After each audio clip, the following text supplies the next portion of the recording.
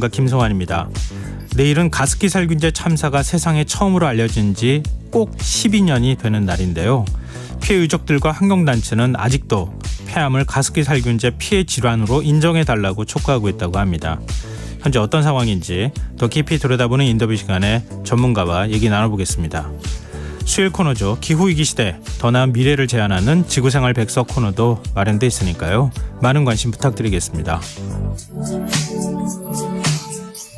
김성환의 시사에는 청취자 여러분들의 관심과 참여 기다립니다. 방송 내용과 관련해 의견 있으신 분들은 문자 보내주십시오. 당첨된 분들께는 모바일 쿠폰 보내드릴 텐데요. 참여하실 번호는 샵9730이고요. 짧은 문자 50원, 긴 문자는 100원의 이용료가 부과됩니다. 또 저희 방송을 유튜브를 통해서도 실시간으로 시청 또 참여하실 수 있는데요. KBS 1라디오 채널 들어오셔서 구독, 좋아요 많이 눌러주시길 부탁드립니다. 김성환의 시사야. 그럼 지금 시작하겠습니다.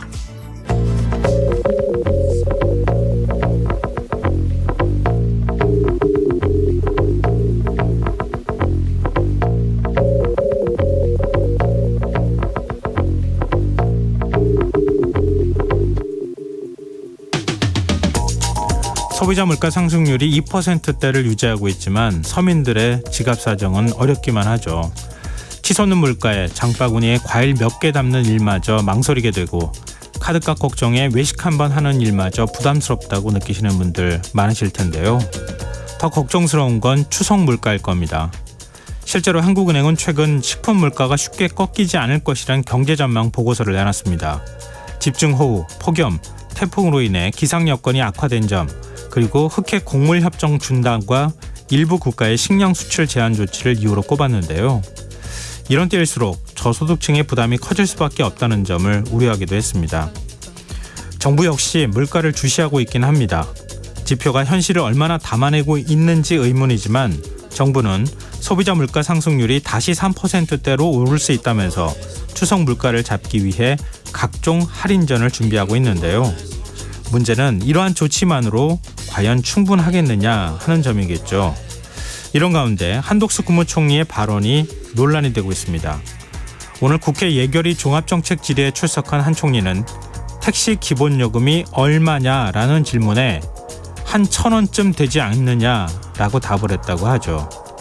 곧바로 실언임을 인정했다고 하지만 정부가 실물 경제 상황을 몰라도 너무 모르는 게 아니냐 이런 지적이 나오는데요. 정부가 경제지표 속에 가려진 서민들의 삶을 제대로 파악하고 있는 걸까요? 청취자 여러분이 보시기에는 어떻습니까?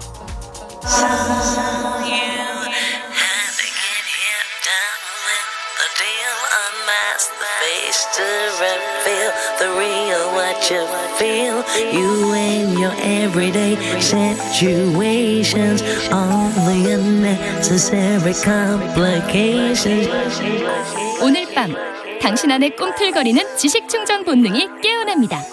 여러분의 자유탐구 영역 김성환의 시사야.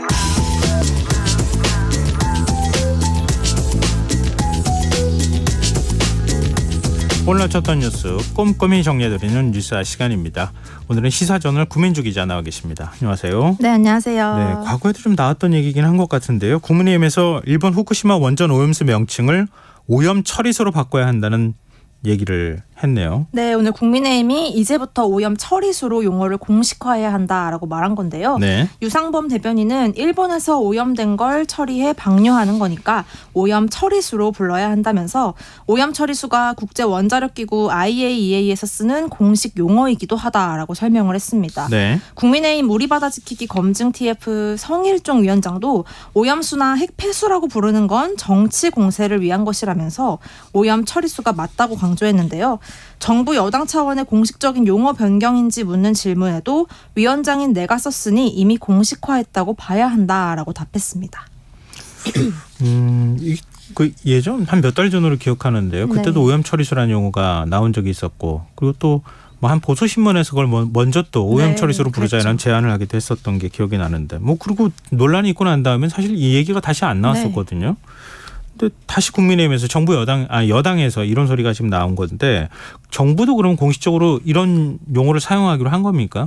그런 것 같진 않습니다. 네. 그 오염수 관련해서 매일 브리핑 나서고 있는 박구현 국무조정실 1차장이 오전에 국민의힘이 오염 처리수 용어를 공식화하겠다고 한 것에 대해서 네. 정부가 용어를 공식 전환할 단계는 아니라고 말했고요.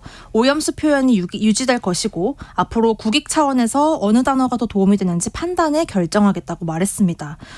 김기현 대표도 명칭 변경에 대해 당의 공식 입장을 정할 단계가 아니라고 오후에 선을 긋기도 했고요. 그래서 네. 당내에서도 좀 혼선이 나타나고 있는 상황입니다. 오늘 국회에 출석한 한덕수 총리는 정확히 말하면 과학적인 기준에 의해 처리된 오염수라고 말하는 게 맞다면서 오염수가 방류되고 있는 건 아니다라는 건 이건 분명하다라고 강조를 했습니다. 그럼 총리의 말을 제일 신뢰를 해야 되는 겁니까? 그럼 앞으로 과학적인 기준에 의해 처리된 오염수 이렇게 불러야 되는 건가? 기네요. 네, 그러게요. 너무 길어서 이거 부르기도 쉽지 않을 것 같은데.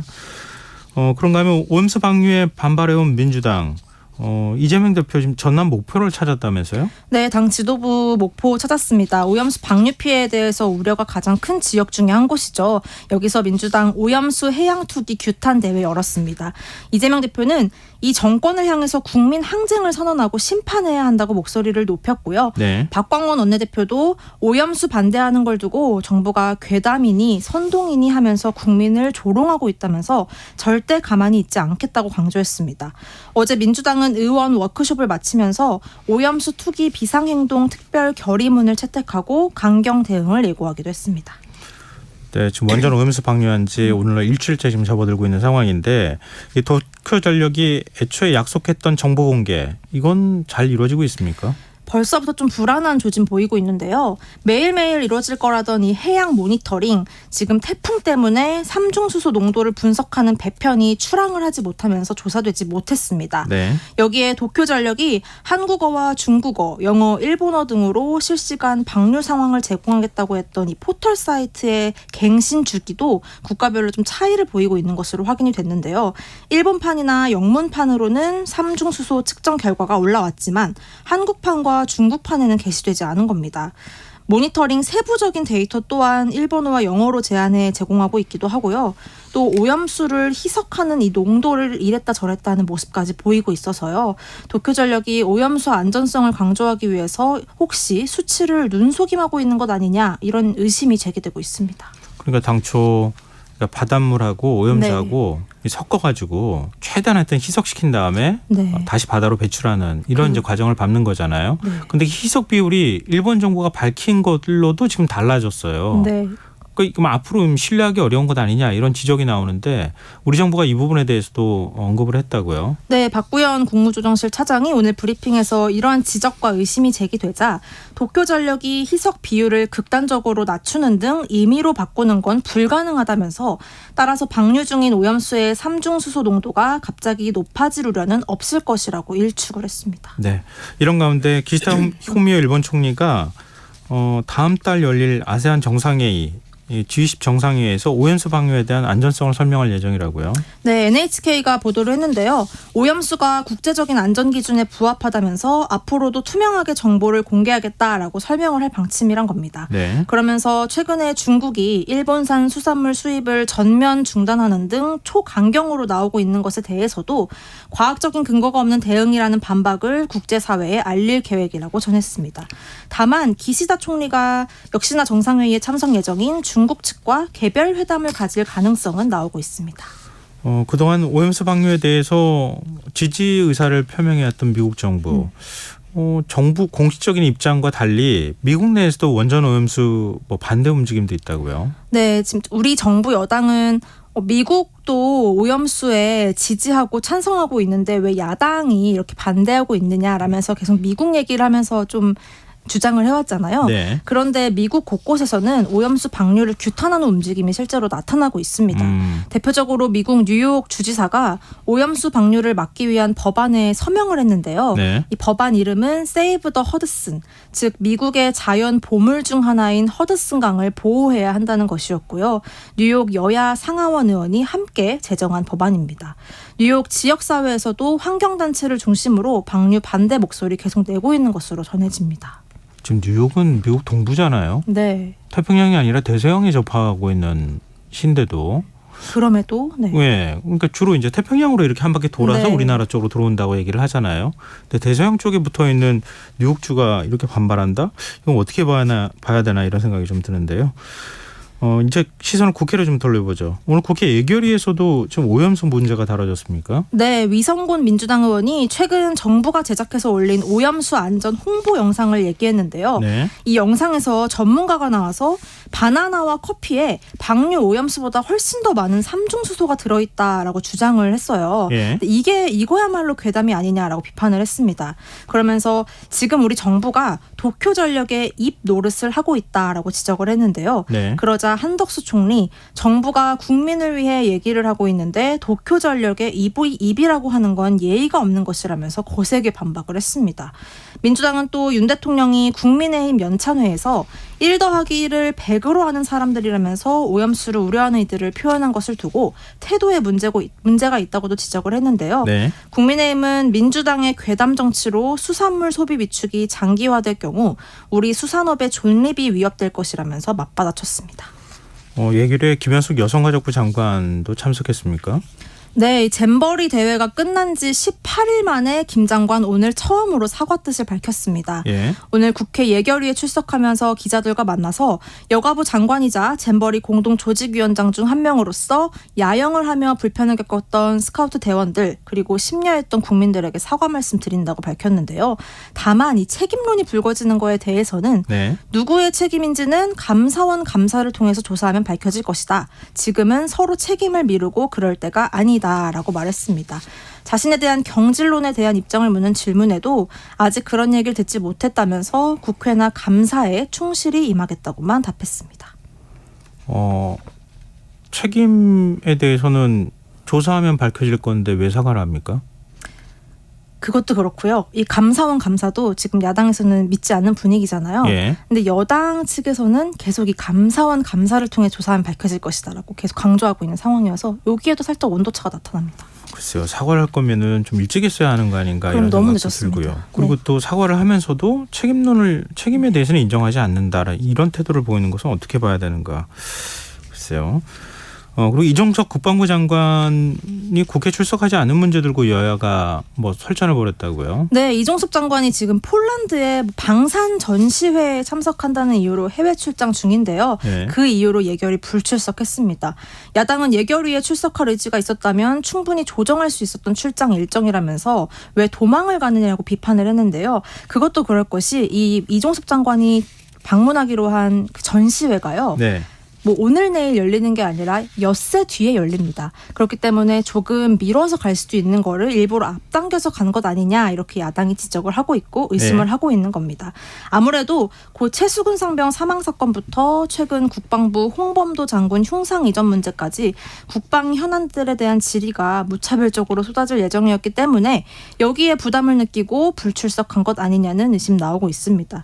여기에 대해서 국민의힘은 불가피한 출장이었다면서 도망갔다고 하는 건 과하다라면서 엄호에 나섰습니다. 네. 국회 운영위 대통령실 업무보고가 있었다고요? 네, 아무래도 오늘 관건은 고 최수근 상병 사망 사건 외압 의혹 그리고 홍범도 장군 흉상 이전 논란이었습니다. 먼저 최상병 사건, 윤석열 대통령이 이 사건에 개입했다는 좀 더 구체적인 의혹이 야당에 의해서 제기가 됐습니다. 네. 항명 혐의로 오늘 구속영장까지 청구된 박정훈 전 수사단장 측에서 군 검찰에 제출한 진술서 내용이 앞서서 보도가 된 건데요. 그 내용을 보면 VIP, 즉 윤 대통령이 회의에서 이 수사 관련 보도를 받고 책상을 쾅쾅쾅쾅 내리치며 굉장히 격노했다는 내용이 담겨 있었습니다. 윤 대통령은 이런 일로 사단장을 문제 삼으면 어느 누가 사단장을 하려 하겠느냐라고 얘기를 했다는 것도 전해졌었죠. 네. 오늘 이런 진술서 내용을 바탕으로 야당이 대통령실 조태용 국가안보실장에게 질의를 했는데요. 조 실장은 대통령에게 보고한 적 없다. 특정 수사에 대해 파악할 만큼 대통령이 한가하지 않다고 부인을 했습니다. 또 홍범도 장군 얘기 잠깐 해보면요. 네. 민주당에서 오늘 남로당 이력이 있는 박정희 전 대통령과 비교를 하면서 여당의 이중잣대 비판을 했거든요. 네. 여기에 대해서 김대기 대통령실 비서실장이 박 전 대통령은 전향을 했고 홍 장군은 끝까지 공산주의자였기 때문에 비교할 수 없다라고 답했습니다. 네. 국토교통위에서는 서울 양평고속도로 종점 변경 의혹이 논란이 됐습니까? 네, 원희룡 장관 출석했는데요. 김건희 여사 특혜 의혹 확인해 본 적 있느냐라는 이소영 민주당 의원의 질의에 예. 없다라면서 고속도로를 추진하는 과정에서 결과론적으로 이 땅들이 문제가 된 것뿐이다. 본인이 민주당 전 양평군수도 땅이 있는데 그 땅을 왜 샀는지 관심이 없듯 김 여사 일가가 왜 땅을 샀는지도 확인할 이유가 없었다라는 답변을 내놓았습니다. 그러면서 정쟁 해소를 위해 여야가 합의해 전문가 중심으로 노선검증위원회를 꾸려달라. 그러면 바로 사업을 재개할 수 있다라고도 재차 주장을 했는데요. 여기에 대해서 야당은 사안의 본질을 흐리고 책임 소지를 분산시키기 위한 의도로 해석하고 있습니다. 원 장관이 최근 논란이 된 자신의 발언과 관련해서 입장을 밝혔어요.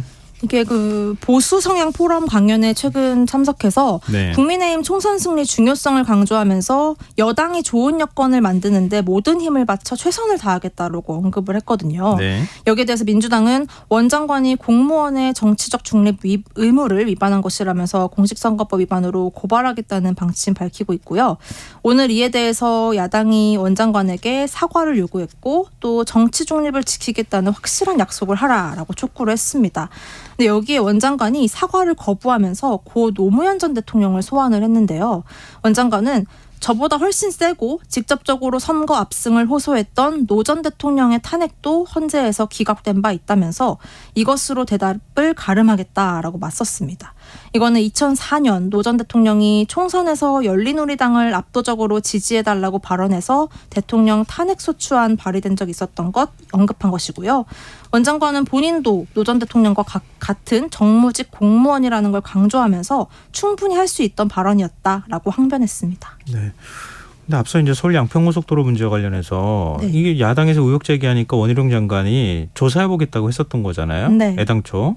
그랬다가 나중에 갑자기 그 백지화 선언한 거잖아요. 돌연 백지화 선언을 했죠. 네. 근데 조사하겠다고 했는데 김건희 여사 땅이 있는지 없는지 조사를 안 했다는 거예요. 특혜 의혹이 있는지 없는지도. 그러게요. 그것도 좀 앞뒤가 다른 것 같습니다. 네. 알겠습니다. 지금 여러분께서는 KBS 라디오 김성환의 시사야와 함께 하고 계십니다. 계속해서 뉴스야 이어가겠습니다. 오늘 국회 윤리특위에서 거액의 가상자산을 보유해 논란을 빚은 무소속 김남국 의원에 대한 제명안 처리한다고 얘기가 했었는데 결국 부결이 됐네요. 네, 윤리특위 소위에 여당 3명, 야당 3명으로 구성돼 있는데 찬성 반대 3대3 동수가 나와서 부결이 된 겁니다. 앞서 윤리심사 자문위의 제명 권고가 받아들여지지 않은 건데요. 지난 22일 윤리특위 회의 약 1시간 전에 김남국 의원이 총선 불출마를 선언했었잖아요. 그래서 징계 결정이 오늘로 미뤄졌었던 건데 결국 이 불출마 선언이 오늘 결정에 영향을 미친 것이란 분석 나옵니다. 한 번 부결한 안건은 다시 심의할 수 없기 때문에 네. 제명안은 다시 다룰 수 없게 됐고요. 징계 수위를 좀 낮춰서 소위에서 다시 논의가 이뤄질 것으로 보입니다. 국민의힘과 정의당 모두 비판 메시지를 냈어요. 네, 국민의힘은 민주당이 제명안을 무산시킨 거라면서 불과 어제 당 워크숍에서 개혁을 약속하더니 이 잉크가 채 마르기도 전에 스스로 그 약속을 처참하게 밟아버렸다라고 강하게 비판을 했습니다.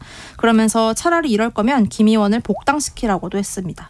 정의당 역시 민주당의 제19 감싸기 본능이 또 나왔다면서 구제불능의 구태 정치를 반복하고 있다라고 강하게 비판했습니다. 민주당 내부 기류는 어떻습니까?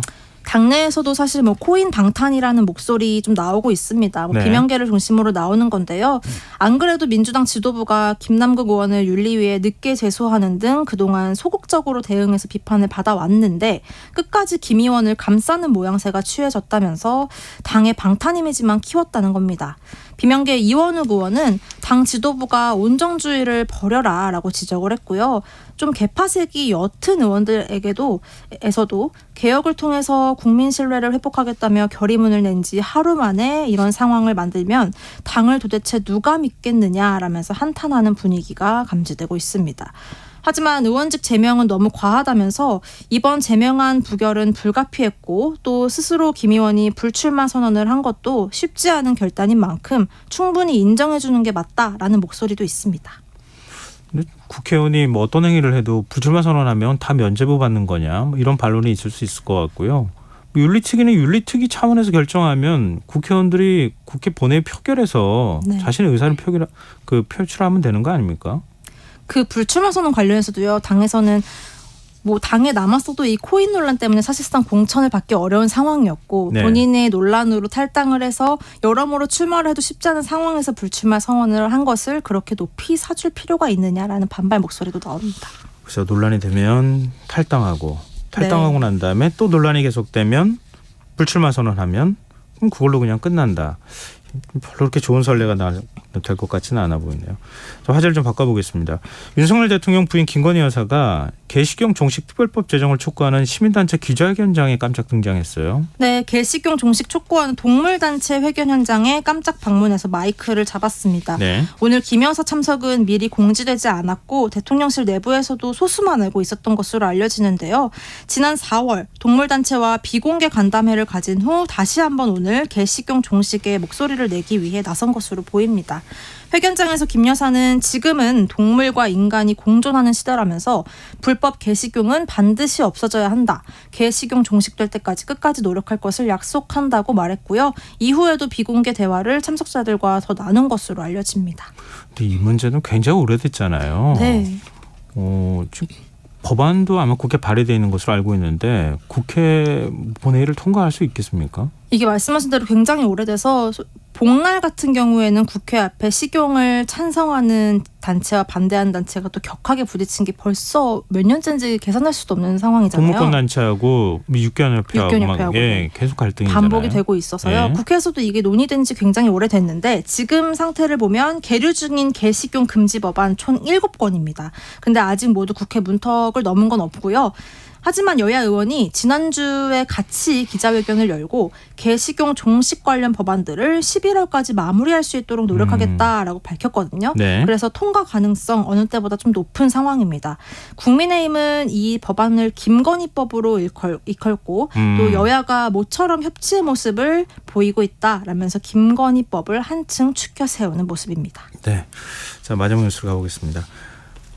한동훈 법무부 장관이 사형 집행 시설 점검을 지시했어요. 네, 사형 집행 시설 우리나라의 서울과 부산구치소 그리고 대전과 대구교도소 4곳이 있는데요. 이렇게 지난주에 한 장관이 이곳들의 관리 상태를 점검하라고 지시한 사실이 알려진 겁니다. 네. 오늘 국회 예결위에 출석한 한 장관은 사형제를 유지하는 이상 법 집행시설을 적절하게 관리 유지하는 건 법무부의 본분이라면서 사형이 오래 집행되지 않으면서 시설이 폐허처럼 방치됐고 또 일부 사형 확정자가 교도관을 폭행하는 등 행태가 문란하다는 지적이 있었다면서 설명을 했고요.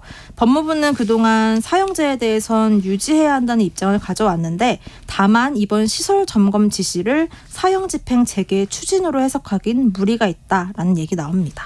그러니까 사형 시설을 주기적으로 관리를 해왔던 거예요. 관리를 안 했기 때문에 지금 이렇게 폐허처럼 방치됐다는 표현을 쓰는 거 아닙니까? 관리가 좀 안 됐다는 게 한 장관의 이야기입니다. 그럼 다시 관리하겠다는 얘기는 언젠가 사용할 걸 염두에 두고 관리한다 이렇게 또 해석하는 게 가능하지 않을까요? 그렇다는 질문도 오늘 한 장관에 있었는데요. 예. 집행을 당장 하는 것 아니냐, 추진하는 거 아니라 있었는데요. 그거에 대해서는 한 장관이 좀 신중해야 한다는 답변을 했습니다. 예. 사형 집행은 사형의 형사 정책적 기능 그리고 국민의 법 감정 특히 국내외 상황을 잘 고려해서 정해야 할 문제라고 답한 건데요. 이 사형 집행 논의에 있어서 외교적 문제를 잘 살펴야 한다는 주장입니다. 유럽연합 같은 경우에 사형을 집행하는 국가와 각종 협약을 맺지 않고 있거든요. 네. 그리고 세계적으로 사형제를 폐지하는 흐름이 있기 때문에 이 부분을 민감하게 따져야 한다는 겁니다. 한 장관 지난달 국회에 출석했을 때도 사형을 집행하면 외교관계가 단절될 수도 있다라면서 부정적 입장 밝힌 바 있어서요.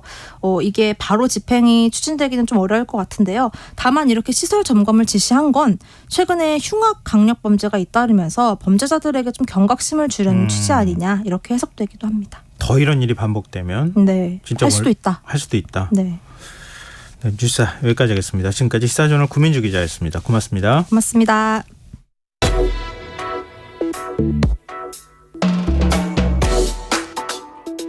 더 나은 내일을 준비하는 시간 KBS 1라디오 김성환의 시사야. 가습기 살균제 참사가 세상에 알려진 지 12년이나 되는 상황인데요. 그동안 피해 구제를 위한 특별법이 시행되기도 했지만 아직도 고통을 호소하는 피해자들이 적지 않다고 합니다. 가습기 살균제 사건 진상규명 소위원회 위원장을 지낸 최예용 환경보건시민센터 소장 연결해서 이 문제와 관련해서 얘기 나눠보도록 하겠습니다. 소장님 안녕하십니까? 네네, 안녕하세요. 네. 사실 한동안 가습기 살균제 문제를 좀 잊고 살았던 게 아닌가 이 생각을 제일 먼저 했는데요. 네. 지난해 피해구제 최종 조정안이 나왔는데 그게 또 결렬이 됐잖아요. 그 그렇습니다. 이후에 상황 변화가 좀 있었습니까? 별로 없었습니다. 네, 시간만 지금 가고 있고요. 예. 그 사이에 피해자들은 제대로 인정도 못 받고 그 기업들로부터 배보상도 못 받은 채 돌아가시는 분들이 계속 생기고 그런 상황입니다. 조정하려는 노력은 혹시 안 했습니까? 그 기업이나 배상을 해야 되는 기업이나 아니면은 뭐 피해자 측도 마찬가지겠지만. 네, 피해자들이 그 일부 이제 조정안에 불만을 제기하는 피해자들도 일부는 있지만 예. 대다수 피해자들은 조정안이 빨리 실행이 됐으면 하고 여러 가지 노력을 하고는 있는데 정작 제일 중요한 가장 많은 피해자를 발생시켰고 또 책임이 큰 옥시하고 애경이 계속 반대를 하고 그 조정안에 찬성을 하지 않음으로써 실현이 안 되고 있죠.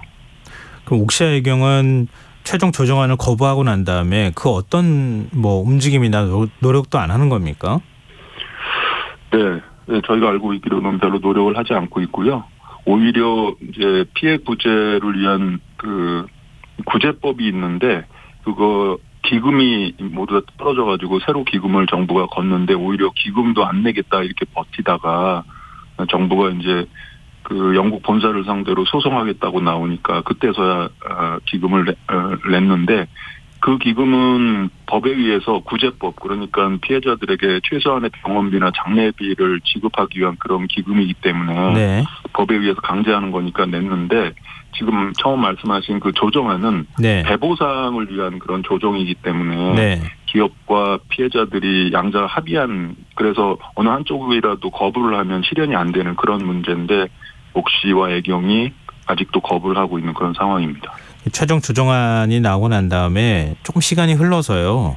옥시아의 외경은 왜 최종 조정안을 반대하고 있는 건지 설명을 좀 부탁드립니다. 네. 가장 많이 팔았고 또 가장 많은 피해자가 있기 때문에 그 조정안에 들어가는 그 비용을 가장 많이 내게끔 돼 있습니다. 네. 그런데 옥시의 경우는 자기네가 지금 뭐 일부이긴 하지만 피해자들에 대해서 이제 배상을 하기도 했었고 그런데 너무나 자기네한테 부담이 너무 크다 이렇게 주장을 하고 있고요.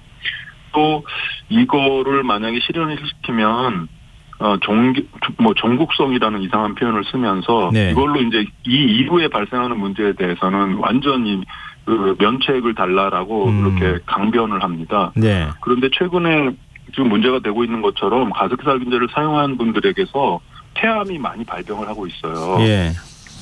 이 조정안이 갖고 있는 한계가 바로 그런 문제입니다. 그리고 만약에 기업들의 주장대로 종국성 이제 완전히 끝을 내면 피해자들에게서 발생하는 폐암과 같은 그런 문제들은 누가 책임집니까?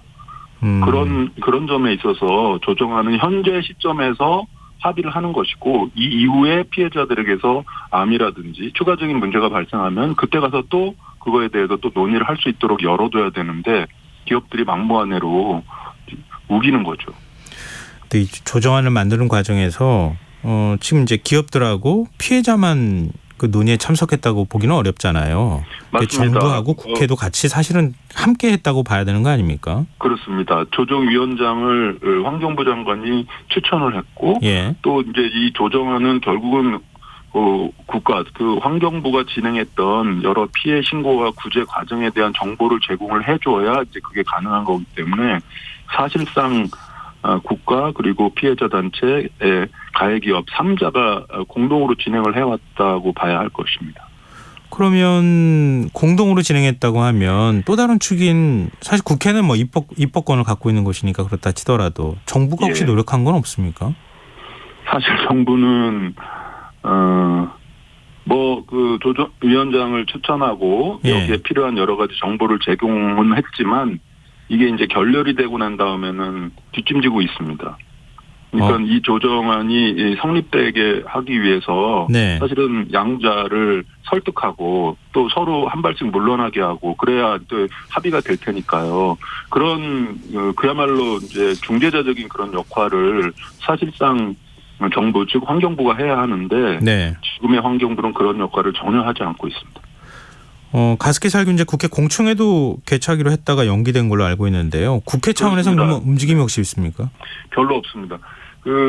정부가 바뀌면서 약간 이제 기조가 바뀌었고 또 새로운 지금의 윤석열 정부는 사실 이 문제에 대해서 거의 관심을 보이지 않고 있는데 그렇더라도 환경부는 담당 부서로서 역할을 좀 하고 또 문제 해결을 위해서 역할을 해야 되는데 환경부가 아무것도 안 하고 있고 그 과정에서 이제 환경부 장관 신임 환경부 장관에 대한 그 인사공청회 같은 거를 할 때 국회에서 가습기 살균제 문제 해결을 위한 공청회를 열어서 문제 해결에 어느 정도 기여를 하겠다 이렇게 이제 몇 번의 그 발언도 있었고 약속도 있었지만 그것이 지켜지지 않고 있습니다. 그게 벌써 1년이 다 돼갑니다. 지금 배보상 문제는 이렇게 지금 더 이상 진척이 없는 상황이고 그러는 가운데 지금 12년이라는 시간이 흐르고 있는 거 아니겠습니까? 네네. 지금 피해자들 상황은 어떻습니까? 처음에 말씀드린 대로 피해자들은 완전히 지쳐 있는 상태고요. 예를 들면 이 과정에서 막 10년씩 막 투병하고 하는 과정에서 병간호를 하고 또 병간호하는 투병 비용을 이제 마련하기 위해서 원래 번듯하게 이렇게 다니고 있었던 그런 직장을 정리하고 무슨 트럭 운전을 한달지 막노동을 한달지 막 하는 그런 식으로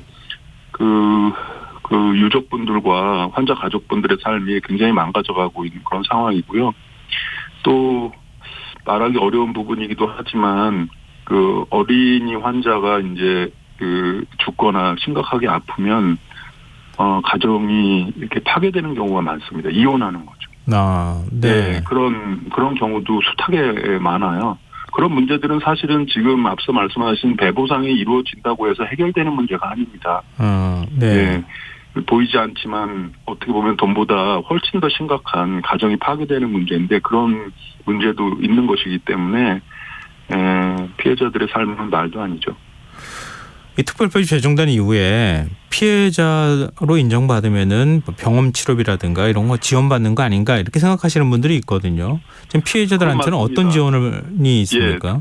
피해 구제법에 의해서 지금 인정 질환도 넓어졌고요. 그래서 전체 한 8천여 명의 피해 신고자들 중에 5천 명 넘는 분들이 이제 구제법으로 피해자로 인정이 됐어요. 그러면 해당 질환에 대해서 병원비가 지급이 되고 또 간병비도 어느 정도는 지급이 되고 또 굉장히 이제 경제적으로 어려운 분들한테는 이제 경제적인 지원도 조금 합니다. 하지만 그것은 아주 현상 유지일 뿐이지 실질적으로 그분들이 겪었던 그런 고통에 대한 정신적 유자료를 포함한 배보상은 기업이 해야 하는데 그 부분이 바로 조정위원회의 조정안으로 해결을 시도했는데 그게 이제 안 되고 있는 것이어서 아주 답답한 상황이 되고 있습니다. 그럼 병원비와 간병비 등의 질병 치료 비용은 그럼 정부 예산으로 지원을 하는 겁니까? 아닙니다. 그거는 아니고 피해구제법에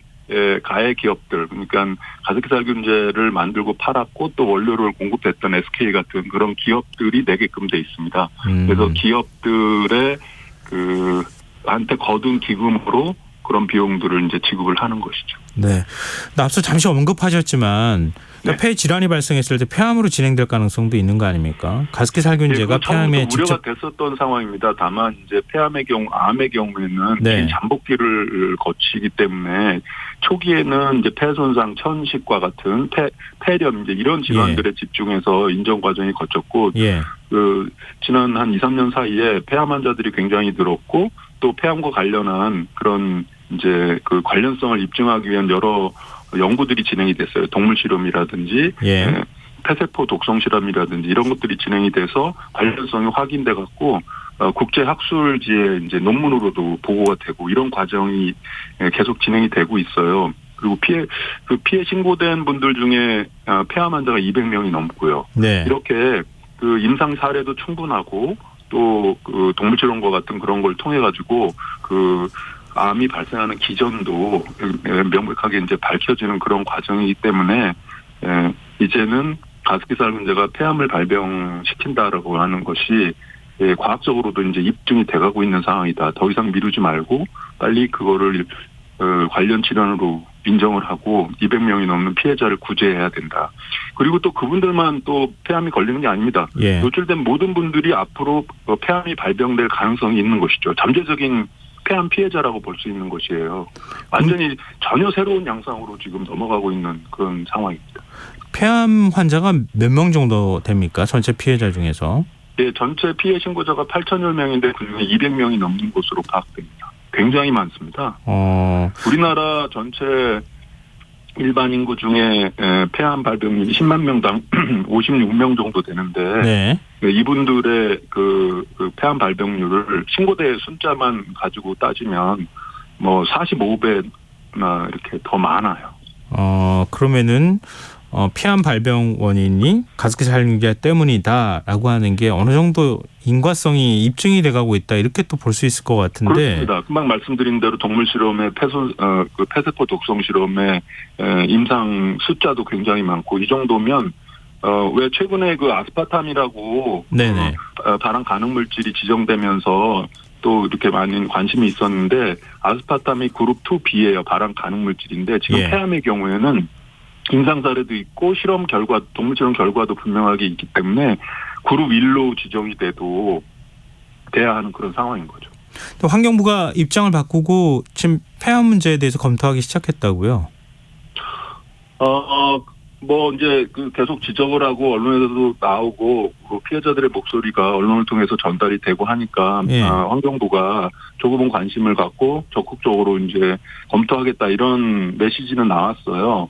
그런데 이제 그게 들여다 보니까 그 천식이나 폐렴과 같은 그런 신속 심사 대상 질환으로 하는 것이 아니고 하나 한 명 한 명에 대해서 개별 심사하는 방식으로 하는 것으로 파악이 됩니다. 네. 그렇게 되면 이전하고 크게 달라지지 않아요. 네, 아마 200명 중에서 불과 뭐 몇 명만 아마 인정이 될 거고 나머지는 뭐 예전에 담배를 폈네, 뭐 나이가 많네 해가면서 네, 계속 대상으로 이렇게 구제 대상으로 안 될 가능성이 높아서 비록 조금은 엄격한 인정 기준을 만들더라도 신속 심사 대상에서 인정되는 그런 신속 심사 질환으로 폐암이 지정이 돼야 합니다. 그렇군요. 지금 12년이 지나고 있는 상황인데요. 예. 문제의 종국적 해결은 되고 있지 않은 상황이고 지금 어떻게 해야 된다고 보십니까? 지금 또 하나 이제 중요한 문제 중에 하나가 예. 옥시나 이제 롯데, 홈플러스 이런 기업들은 한 3, 4년 전에 그 형사재판에서 유죄가 확정 판결이 됐습니다. 네. 그리고 만기 출소했고요. 예. 그런데 다른 기업, 이제 SK, 애경, 이마트 이런 기업들에 대해서는 형사재판이 나중에 진행이 됐는데 잘 알려진 것처럼 재작년에 1심 무죄 판결이 났고요. 예. 현재 2심 항소심이 진행이 되고 있습니다. 올해 말 정도면 아마 항소심 판결이 나올 것 같은데 네. 여기에서 유죄 판결이 나와야 전체적인 흐름이 좀 바뀔 거라고 봅니다. 최소한 소비자들을 죽고 다치게 만드는 제품을 아무런 안전 조치나 확인 없이 만들어 판 기업들에 대해서는 형사재판에서 이제 유죄 판결이 되어야 그 이후에 민사를 통한 네. 그 배보상의 길이 열린다 이렇게 보여지는 거고 만약에 그렇다면 아마 옥시나 애경도 입장을 바꿔서 조정안에 찬성할 가능성이 있지 않을까. 그렇게 되면 전반적으로 문제 해결의 흐름으로 이렇게 가지 않을까 이렇게 생각이 됩니다. 뭐 정부와 국회가 적극성을 띠지 않는 상황에서 사법부 결정이 기댈 수밖에 없는 좀 답답한 상황이네요. 지금 언제까지 계속 이 문제가 이렇게 사회적인 해결 숙제처럼 남게 돼야 하는 건지 많은 또 분들이 하나 문제가 있는데요. 이번 정부의 환경부가 사실은 가습기살균제 문제가 이제 피해자들에 대한 대책도 있지만 유사한 제2의 가습기살균제 참사가 발생하지 않도록 하는 이제 예방 조치가 또 중요한데요. 네네. 화평법이라고 해서 화학물질 등록 및 평가에 관련한 법률 이게 이제 이 가습기살균제 때문에 만들어졌는데 네. 이거를 이제 규제 완화 시키려고 하고 있습니다. 기업들이 화학물질을 집어넣은 제품을 팔 때 이 독성 데이터를 제출하도록 돼 있는데 그거를 만드는 과정에서 비용이 많이 들고 힘들다 막 이제 이런 소리를 하니까 이번 정부가 그러면 그 부분을 규제 완화해주겠다. 소위 말하는 뭐 킬러 조항이다. 뭐 이래가지고 네네. 네. 그렇게 되면은 제2의 가습기살 문제 사건이 날 가능성이 높아요. 그런 부분에 대해서도 좀 굉장히 필요가 다른 있다. 기업들이 네. 어려워하는 부분은 해소를 해주더라도 적어도 소비자들의 안전과 생명을 위협할 수 있는 그런 부분들은 유지를 하거나 오히려 더 강화시켜야 된다고 보죠. 네, 알겠습니다. 오늘 말씀 고맙습니다. 감사합니다. 네, 지금까지 최예용 환경보건시민센터 소장이었습니다.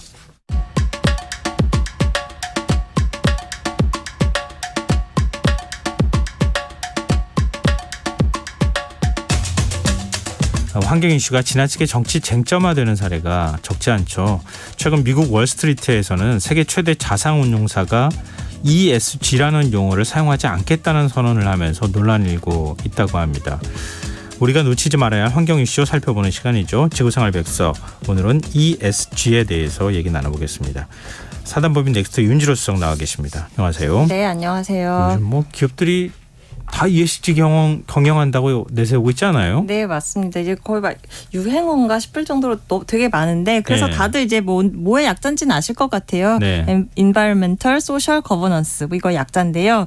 그러니까 뭐 쉽게 말하면 기존에는 우리 기업이라고 하면 그냥 돈 잘 벌면 되는 거 뭐 이렇게 생각했지만 네. 그러다 보니까 하도 뭐 이렇게 뭐 환경 오염이니 뭐니 이런 문제가 나오니까 이제 그런 것도 신경 쓰자 뭐 이렇게 하는 거예요. 그런데 이제 저도 기후변화 관련해서 강의 좀 가다 보면 네. 이거 그냥 지나가는 유행 아니에요? 이렇게들 많이 물어보시거든요. 그래서 오늘은 진짜 유행일까 아닐까 이 얘기를 좀 말씀드려보려고 합니다. 그 기업의 사회적인 책임, 윤리 네. 경영 뭐 이런 것들을 좀 선언한다고 볼 수 있고 그래서 ESG 경영 내세우는 기업들이 많아서 좀 좋은 방향이구나 이렇게 생각을 했는데 네. 왠지 그렇지 않을 것 같다는 얘기 해주실 것 같다는 생각이 드는데요. 네. 근데 보통 기업들은 뭐 CSR, CSV 뭐 사실 이렇게 축약해가지고 자꾸 네네. 영문으로 얘기하니까 좀 그런데 맥락은 거의 비슷하잖아요. 그런 거 많이 하잖아요. 그렇죠. 뭐 착한 기업 네. 이제 뭐 뭉뚱그려서 뭐 네. 그런 걸 하자라는 움직임은 보니까 뭐 수십 년 전부터 계속 있긴 있었더라고요. 예. ESG란 용어는 어디서 왔을까 찾아보니까 유엔이 2004년에 어떤 보고서를 냈는데 거기에 이제 ESG란 용어가 등장하면서 이제 널리 쓰였다고 해요. 그런데 네. 이 단어를 진짜 어떤 유행어에 반열로 올려놓은 사람이라고 하면 이제 레리 핑크를 꼽을 수 있습니다. 네네. 네. 뭐 CEO 아닌가요? 네, 블랙록이라고 하는 어마어마하게 커다란 자산운용사의 그 회장인데 예. 이제 뭐 거의 뭐 우리가 뭐 K-팝 하면 자동적으로 BTS 얘기 나오듯이 네. 이제 뭐 그 ESG 하면은 이 사람 이름이 레리 핑크 이렇게 튀어나오거든요. 예. 이제 결정적인 계기가 있었는데 2020년에 이 레리 핑크가 그 연초에 그런 그 자기가 투자한 기업들 CEO한테 서한을 보내요. 네. 그러면서 이제 화석연료 투자 많이 하는 기업의 채권 주식은 이제 팔겠다. 그리고 이제 ESG에 염두를 두고 투자하겠다 이런 내용을 이제 그 내용을 담으면서 이게 네. 진짜 불이 붙었거든요. ESG 경영에 대해서. 네.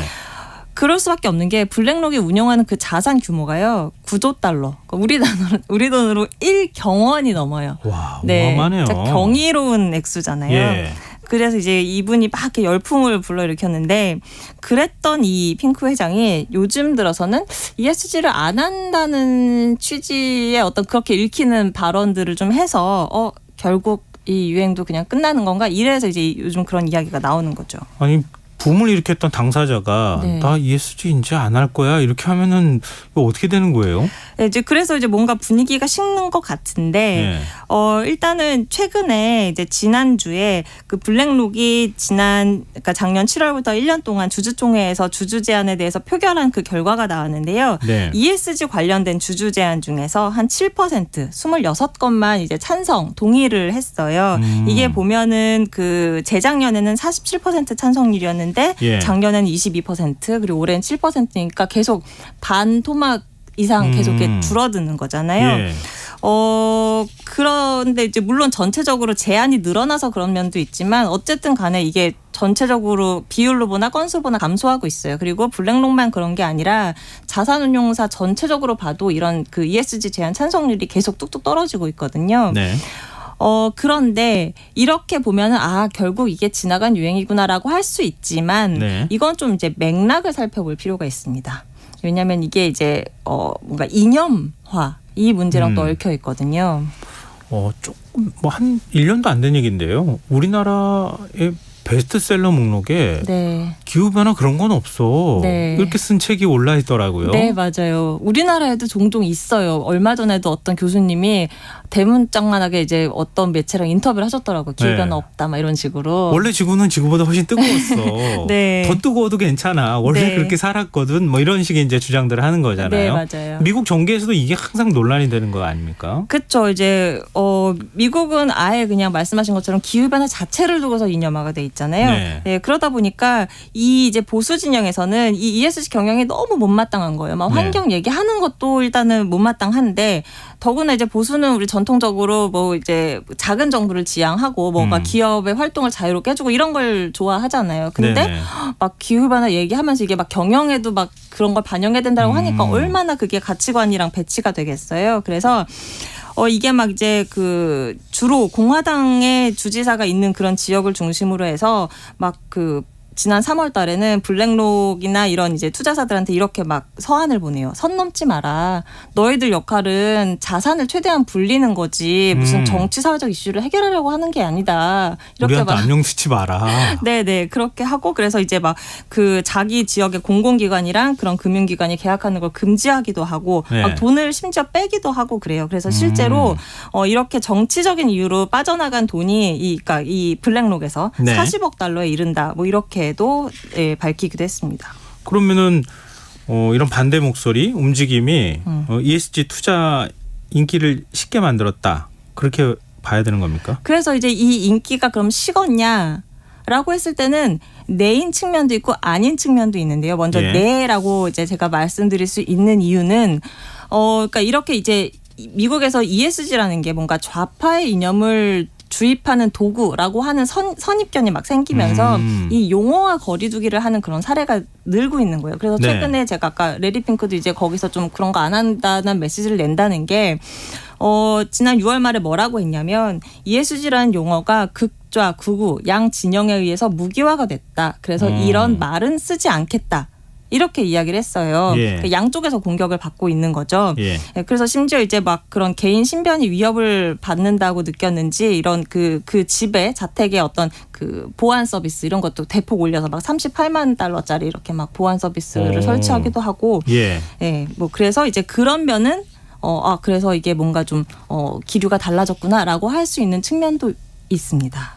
ESG 인기가 시들해진 건 아니다. 이런 시각의 근거는 뭡니까? 네, 또 이제 제가 아니요라고 할 수 있는 부분은 뭐냐면 예. 그러니까 핑크 회장 말을 잘 들어보면 ESG라는 용어를 쓰진 않겠다고 했는데 그렇다고 그런 이제 뭐 투자 방식을 포기하겠다라는 메시지는 아니에요. 여전히 탈탄소라든가 이런 거에 더 투자에 집중하는 그런 방향성은 이어가겠다. 다만 우리는 단어는 이제 안 쓰겠다. 약간 요렇게. 예시자는 말만 나오면 막 좌우파가 막 그냥 서로 간에 싸우니까. 그렇죠. 네. 우리나라도 왜 탈원전이라는 단어 때문에 이게 막 불이 붙은 것처럼 네. 이제 그런 거리두기 하겠다라는 거고. 네. 그래서 사실은 아까 뭐 이제 그런 정치적인 이해 그런 것 때문에 40억 달러가 빠져나갔다고 했잖아요. 네. 근데 그게 뭐 그러면은 엄청나게 타격이었냐 보면은 9조 달러를 블랙록이 굴린다고 네. 했잖아요. 그럼 거기서 40억 달러면 얼마 안 돼? 0.04%거든요. 그러니까 예. 사실 그렇게 막 정치적으로 이슈화 되는 거에 비해서 실질적으로 막 이렇게 영향을 받는 건 별로 없더라라는 거고.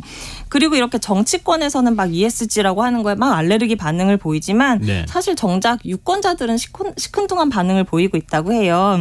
지난달에 그 뉴욕타임즈가 설문을 하나 실시를 했는데 그 공화당 대선 후보로 이렇게 막 이런 막 ESG 열심히 하는 기업과 싸우겠다라는 후보랑 아니면 그냥 뭐 내비두겠다 하는 후보 둘 중에 누구를 더 지지하겠느냐라고 공화 당원들한테 물어봤더니 네. 52% 그러니까 더 많은 비율로 그냥 내비두는 후보를 지지하겠다 이렇게 답을 했다고 해요. 그래서 그 이유를 해석을 하기를 그러니까 아까 작은 정부를 지향한다고 했잖아요. 네네. 그러니까 뭔가 기업들이 알아서 자기들이 그냥 ESG를 하겠다고 하는데 굳이 정부가 나서서 정치권이 나서서 또 이거 하지 마 이렇게 하는 것 자체가 보수가 아니다 이렇게 이제 해석을 해서 보수 유권자들이 거기에 대해서 별로 시큰둥하다 뭐 이렇게 해석을 또 하기도 하더라고요. 정치권과 유권자 간에 좀 온도 차이가 있네요. 네, 그렇습니다. 그리고 이제 보다 중요한 이유가 있는데요. 이제 그 과거에 했던 어떤 기업이 사회공헌 활동이라든가 CSR 이런 거랑 지금 네. ESG랑 근본적인 차이가 있는 게 뭐냐면 예전에는 그냥 기업이 그냥 자기네들 뭔가 이미지 메이킹을 위해서 했다라고 하면 네. 지금은 약간 제도적으로 뭔가 이런 게 들어오고 있다라는 겁니다. 제도적으로요? 네, 그럼 이걸 안 하면 안 되도록 하고 있다? 네 맞습니다. 이게 일종의 강제하는 거네요. 네, 맞습니다. 그러니까 이 ESG라는 거는 그동안 이제 돈으로 환산되지 않는 뭐 환경 이런 거에 관련된 그러니까 비재무적인 요소를 공개하라라는 거거든요. 네. 그래서 이게를 왜 강제를 이렇게 강제적으로 공개하고 이걸 경영에 반영하라고 하냐면 이제 보니까 기후라는 게 직접적으로 그 매출이나 이런 거에 영향을 주더라는 거죠. 예를 들면 네네. 작년 포스코 같은 경우에 네. 그 흰남노 피해 때문에 막 그 영업이익이 반토막 나고 이랬잖아요. 그래서 공장 가동이 멈추고 그랬잖아요. 네, 그래서 이제 투자자들이 안 되겠다. 그냥 기후라는 게 뭔가 그냥 환경 좋으라고 하는 건 줄 알았더니 내 주가에 내 주식에 피해가 가네? 그러면 예. 안 되겠어. 그러면 기업들이 이런 걸 인지하는지 내가 정보를 봐야겠어. 그러니까 기후 우리 정보 공시하잖아요. 네. 그래서 정보 공시하는 데다가 아예 담아.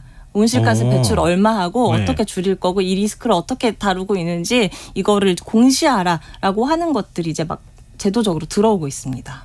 그러니까 아직까지 우리나라는 도입하지는 않은 거잖아요. 우리나라도 조만간 도입을 할 거예요. 아, 그래요? 일단 지금 현재 발의된 법이 예. 그 자본시장법 개정안 중에 내년부터 ESG 정보를 사업 보고서에 의무공시하도록 하는 게 지금 발의돼 있는 상태고 그래요? 유럽 같은 데는 이미 지금 단계적으로 하고 있고요. 미국도 조만간 할 걸로 보이고. 네. 그러면은 기후공시 의무화되면 기업들이 이제 발등에 불 떨어질 것 같은데요. 그렇죠. 그래서 지금도 기업 단체에서는 좀 많이 반대를 하고 있는데 좀 밀어달라라고 하고 있는데 뭐 이제 그래봤자 대세다. 이게 좀 나중에 어떻게 국회에서 입법화가 되는지 이것도 좀 지켜봐야 되겠네요. 네. 자, 지구생활백서 사단법인 넥스트 윤주로 수석과 함께했습니다. 고맙습니다. 네, 감사합니다. 김성환의 시사 1부 순서 여기서 마무리하겠습니다. 전 11시 전각 2부에 다시 찾아오겠습니다.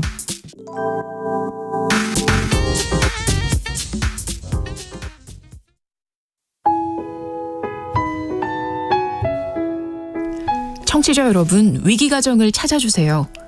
어려운 경제 상황 속에서 긴급한 경제적 지원이 필요한데도 복지 사각지대에 놓여 있어 아무런 지원도 받지 못하고 극한 상황으로 내몰리고 있는 위기 가정이 늘고 있습니다.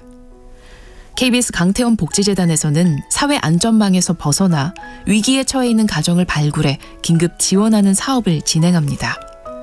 여러분 주위에 스스로의 힘만으로는 도저히 일어설 수 없는 힘든 이웃이 혹시 있는지 찾아봐 주세요. 우리 사회의 건강한 구성원으로 신속히 복귀할 수 있도록 KBS 강태원 복지재단이 작은 힘을 보태겠습니다. 여러분의 제보 전화를 기다립니다. KBS 강태원 복지재단 제보 전화 1533-0900, 1533-0900입니다.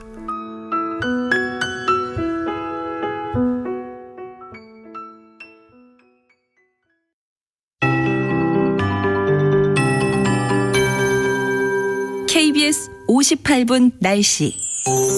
내일은 전국이 대체로 흐리겠고 수도권과 강원도, 충남권은 오후부터 맑아지겠습니다. 아침까지 중부지방과 전라권을 중심으로 안개 끼겠습니다. 교통안전에 유의하시기 바랍니다. 경상권과 제주도에 가끔 비가 오겠고 경기 남동부는 새벽까지, 강원도와 충청권, 전라권은 오전까지 오다가 그치겠습니다. 모레는 북상하는 태풍 카이오이의 잔점 영향으로 남부지방과 제주도에 비가 내리는 곳 있겠습니다. 예상 강우량은 경남권과 제주도 50에서 200, 전남 동부와 경북권 30에서 150, 전남권과 전북 내륙, 경북 북부 동해안 10에서 80, 그 밖의 지역 5에서 최대 40mm입니다. 특히 일부 지역은 돌풍과 벼락을 동반한 시간당 30mm 안팎의 세찬 비가 집중되겠습니다. 피해 없도록 대비하시기 바랍니다. 내일 아침 최저 기온 서울, 광주 21도 등 전국이 19에서 25도, 낮 최고 기온은 서울, 대구 28도 등 전국이 25에서 30도로 모레까지 오늘과 비슷하거나 조금 낮겠습니다. 또한 경남권 남해안과 제주도를 중심으로 열대야가 나타나겠습니다. 서울 현재 기온 21.9도, 습도 91%, KBS 58분 날씨 박성준입니다.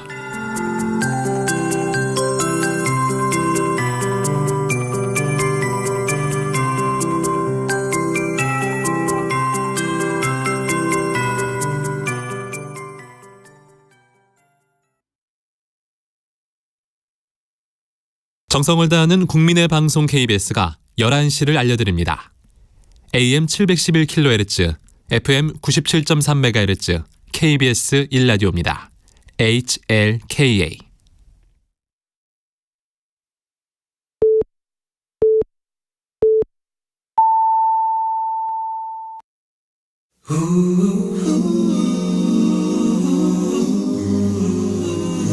이 밤 그냥 보내긴 아쉬우니까요. 당신의 하루의 끝까지 야무지게 채워드립니다. 당신의 지식 충전소 김성환의 시사야.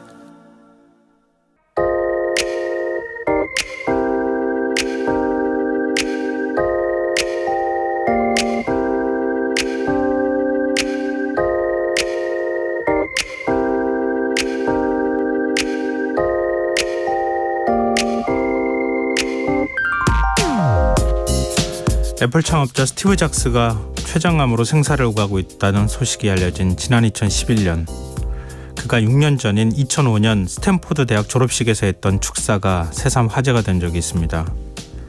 당신의 마음과 직관을 따라가는 용기를 가지라. 대학 중퇴 이후 자신이 겪은 좌절과 실패담을 솔직하게 전하며 학생들에게 도전할 용기를 심어준 그의 연설에 저 역시 큰 감동을 받았고, 더불어 나에게도 저런 구루가 한 명쯤 있었으면 좋겠다라는 바람을 가진 기억이 있습니다.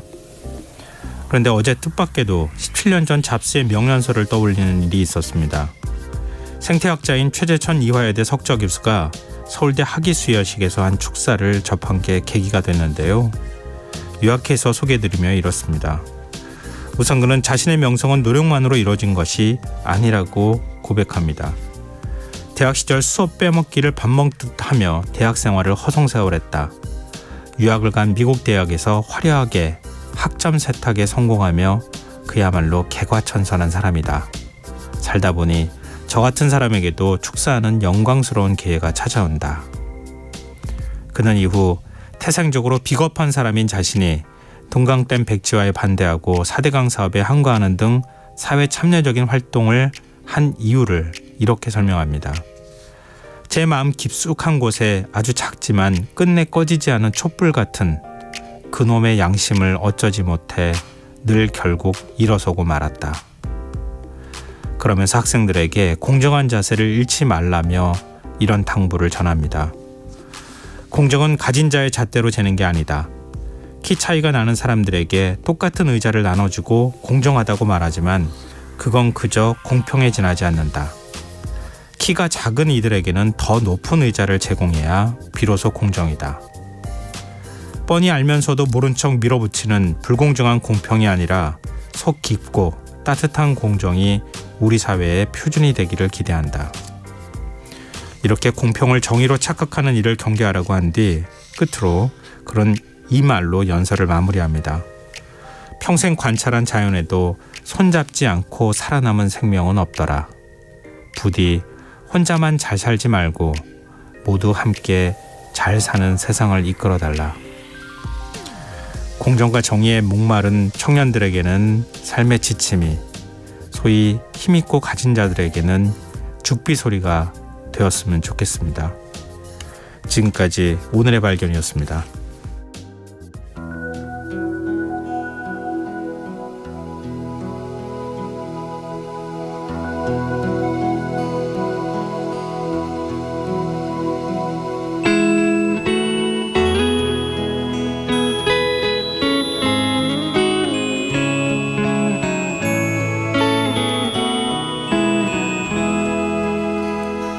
내가 살아가는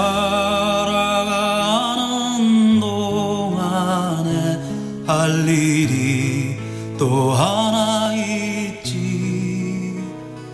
바람 부는 벌판에 서 있어도 나는 외롭지 않아. 그러나 솔잎 하나 떨어지면 눈물 따라 흐르고 우리 타는 가슴마다 햇살은 다시 떠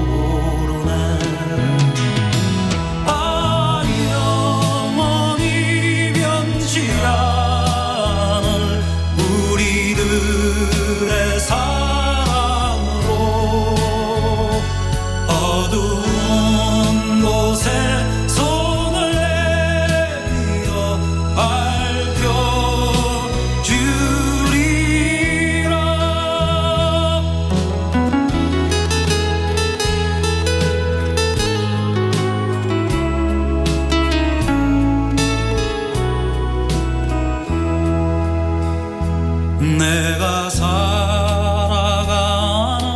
동안에 할 일이 또 하나 있지.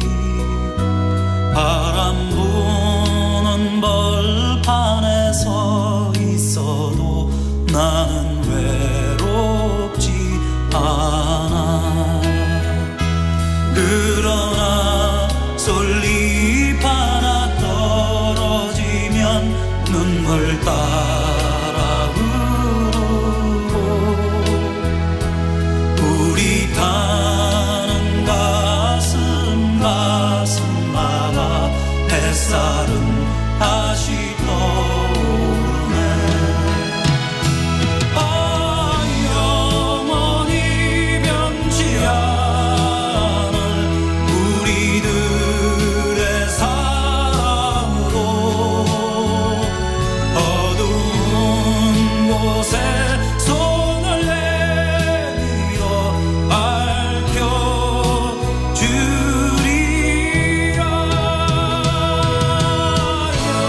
영원히 변치 않을 우리들의 사랑으로 어두운 곳에 손을 내밀어 밝혀주리라.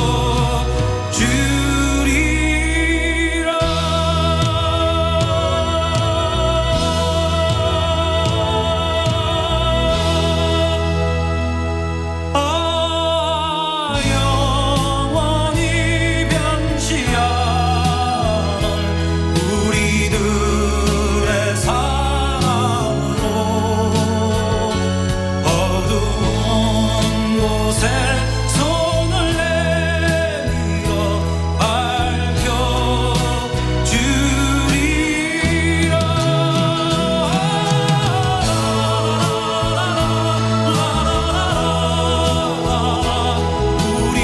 우리들의 사랑으로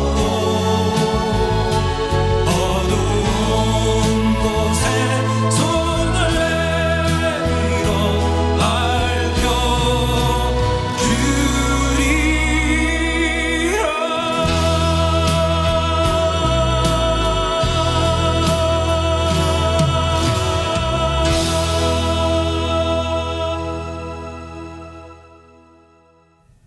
오늘의 발견에 이어서 해바라기의 사랑으로 들으셨습니다.